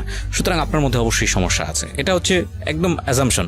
এর বাইরেও পৃথিবীতে অনেক কিছু ঘটে, আপনি যেটা বলছেন আপনি তার চেয়েও ভালো মানুষ হতে পারেন, বাট আমাদের নর্মাল অ্যাজাম্পশন হচ্ছে এটা, নাম্বার 1। নাম্বার 2 সেটা হচ্ছে যে এই ধরনের বিয়ে করার ক্ষেত্রে আপনি যে 2বার জেল খাটলেন, তাই না, এই ধরনের বিয়ে করার ক্ষেত্রে আমার মনে হয় আমাদের যারা আজকে জীবন গল্পটা শুনেছেন, লিসনার যারা আছেন, তারা একটু চিন্তা করতে পারেন যে বিয়ে ব্যাপারটা আসলে দুটো পরিবারের বন্ধন। একেবারে পরিবারকে সাইড করে দিয়ে একটা বয়স, আপনি তো মেয়েটাকে বিয়ে করার আগেই একটা বোধহয় ডিভোর্স লেটার পেয়েছেন। হ্যাঁ, কি আশ্চর্য বিষয় যে মেয়েকে বিয়ে করার আগেই ডিভোর্স লেটার পেয়ে গেল, এবং সেই মেয়ে ঘরে আসলো এবং তাকে বিয়ে করার পরে তো জেল খাটলেন। বিয়ে করার পরে জেল খাটলো এবং সেখানে কাবিন ছিল না, বিয়ে করার আগে জেল খাটলো, ডিভোর্স লেটার পেলো এবং সেখানে সেই বিয়েতে আবার কাবিন ছিল না। তারপরে বিয়ে করার পরে কাবিন করলো, সে কাবিনের মধ্যে 2 নাম্বারই। আবার তারপরে সেই কাবিন নিয়ে শেষ পর্যন্ত গেল হচ্ছে যৌতুকের মামলায়। এবং টোটাল সংসার কত বছরের? 6 বছর প্লাস। 6 বছর প্লাস। আপনার বাচ্চার বয়স কত? 4.5 বছর প্লাস। তো আমি যেটা বুঝি সেটা হচ্ছে যে 6 বছরের মধ্যে অনেক কিছুই ঘটেছে যেটা ভালো কিছু না। হ্যাঁ, একটা জিনিস আমার কাছে খুব ভালো লেগেছে, যেটা সত্যি হয়ে থাকলে আমি মনে করি এটা একটা ভালো কাজ আপনি করেছেন। সেটা হচ্ছে আপনি নিজে পড়াশোনা করেছেন কলেজ লাইফ পর্যন্ত, কিন্তু আপনার স্ত্রীর পড়াটা আপনি বাদ দেননি, আপনি তাকে পড়াশোনার সুযোগ দিয়েছেন। এই পয়সাটা কে দিয়েছে আমি জানি না, এটা আপনি বলেছেন আপনি দিয়েছেন। আপনার স্ত্রী যদি এখানে থাকতো না, কিন্তু আপনার স্ত্রী যদি থাকতো তাহলে হয়তো বিষয়টা আরও ভালো হতো। আমি এখানে যিনি ওনার ওয়াইফ তুলি, তাকে বলবো যে উনি এসে একপাক্ষিকভাবে কথাগুলো বলেছেন মানেই যে আমরা এটা সম্পূর্ণ সত্য মেনে নিচ্ছি, বিষয়টি এরকম না। খুব ভালো হয় যদি আপনি নিজেও আসতে চান। আপনি যদি মনে করেন যে না আমারও কিছু বলার আছে, সেই দরজা সব সময় খোলা থাকবে, আপনি যে কোনো সময় চলে আসতে পারেন। ওনার গল্পের প্রেক্ষাপটে যদি আপনার কিছু বলার থাকে আপনি আসবেন, আমরা আপনার গল্পও প্রচার করব। এবং আমি আবারও বলছি যে ও যেটা বলল সেটাই যে সবাই বিশ্বাস করবে বিষয়টা এরকম না। আমি মনে করি এটা একটা দ্বিপাক্ষিক সমস্যা, পারিবারিক সমস্যা। কিন্তু যে জিনিসটা আপনাদের দুজনের জীবনেই ঘটেছে সেটা দুজনের জন্যই সত্য, সেটা হলো অপ্রাপ্ত বয়স্কে বিয়ে করা এবং অপ্রাপ্ত বয়স্ক অবস্থায় বিয়ে করার ফলে আপনাদের ভেতরে যেই সমস্যাগুলো হয়েছে, 2 পরিবার কেন্দ্রিক একটা মীমাংসা করতে গিয়েও শেষ পর্যন্ত সেটা করতে পারেনি, এই সমস্যাগুলো কিন্তু আপনাদের প্রত্যেকের জীবনকেই কোনো না কোনোভাবে দাগ ফেলেছে এবং এই দাগটা কোনোভাবেই মোছা যাবে না। এটা আপনাদের দুজনের জীবনেই সত্য। যেই ভুলটা যেন আমাদের লিসনার যারা শুনলেন তারা যেন না করেন। আমাদের এখানে যারা গল্প বলতে আসেন তাদেরকে জাজ করা, তাদের লাইফ নিয়ে মূল্যায়ন করা, তাদেরকে সুন্দর পথ দেখানো আমাদের উদ্দেশ্য না। তাদের গল্পটা শুনে যাতে করে যারা শুনছেন তারা যাতে কোনো ভুল না করেন, সেটাই হচ্ছে আমাদের মুখ্য উদ্দেশ্য। এবং সেখানে একজন মানুষও যদি সচেতন হয় তাহলে আমরা বলতে পারি যে আমাদের জীবন গল্প বলা সার্থক। কারণ আমরা বারবারই বলে এসেছি যে বিয়েটা হচ্ছে 2 পরিবারের বন্ধন এবং বিয়ের ব্যাপারে ক্রেজি হয়ে কোনো সিদ্ধান্ত নেওয়া উচিত না। কারণ সংসার কিন্তু একটা লম্বা জার্নি এবং এই জার্নিটা শুধু ইমোশন দিয়ে চলে না, এখানে অনেক যৌক্তিক হতে হয় এবং সেই সামর্থ্য না থাকলে হুটহাট বিয়ে করে ফেললাম, একটা রূপকথার গল্পের মতো সংসার শুরু হলো, অতঃপর তাহারা সুখে শান্তিতে বসবাস করিতে লাগিল। হ্যাঁ, বাংলা সিনেমার একটা সময় আমরা দেখতাম এরকম যে নায়ক নায়িকাকে বিয়ে করার জন্য ব্যাপক রকমের তোড়জোড় চলছে পুরো সিনেমা জুড়েই, এবং তারপরে যখন বিয়ে হলো শেষে একটা লাইন উঠলো, অতঃপর তাহারা সুখে শান্তিতে বসবাস করিতে লাগিল। তা ডাহা মিথ্যা কথা। আসলে তারপরে আসল ক্লাইম্যাক্সগুলো শুরু হয়, ঠিক আছে? তো আমার মনে হয় যে এগুলোর ক্ষেত্রে আমাদের যে ভুলগুলো, সেই ভুলগুলো যেন আমরা একটু নিজেরাই শুধরে নিতে পারি। আপনারা ভালো থাকুন। সব কিছুর ঊর্ধ্বে হলো আপনার সন্তান, এবং সে যাতে ভালো থাকে, সেটা যদি আপনাদের মেলবন্ধনের মাধ্যমে হয় তাহলে খুব ভালো। আর আপনি, আবারও বলছি যে আপনি যে কথাগুলো এখানে বলে গেলেন সেগুলো আপনার একদম নিজস্ব কথা, সেটা আমাদের কাছ থেকে কেউ যদি বিশ্বাস করে তার ব্যক্তিগত বিষয়। উনি তো আপনার স্ত্রী এখনো ডিভোর্সও দেয় নাই। না, ডিভোর্স দেন। আপনার স্ত্রী যদি এখানে থাকতো তাহলে সে বলতে পারতো যে কি কারণে আজকে এই অবস্থা। সুতরাং এইসব বিষয়ে দুপক্ষেরই প্রয়োজন হয়। সুতরাং আপনার স্ত্রীর জন্য বিষয়টা ওপেন থাকলো। প্রিয় শ্রোতা, এই হচ্ছে জীবন গল্প। আজকের মতো এখানেই শেষ করছি। সবাই অনেক অনেক ভালো থাকুন। শুভরাত্রি। জীবন গল্প, জীবন নাটকের চেয়েও নাটকীয়। জীবন গল্প।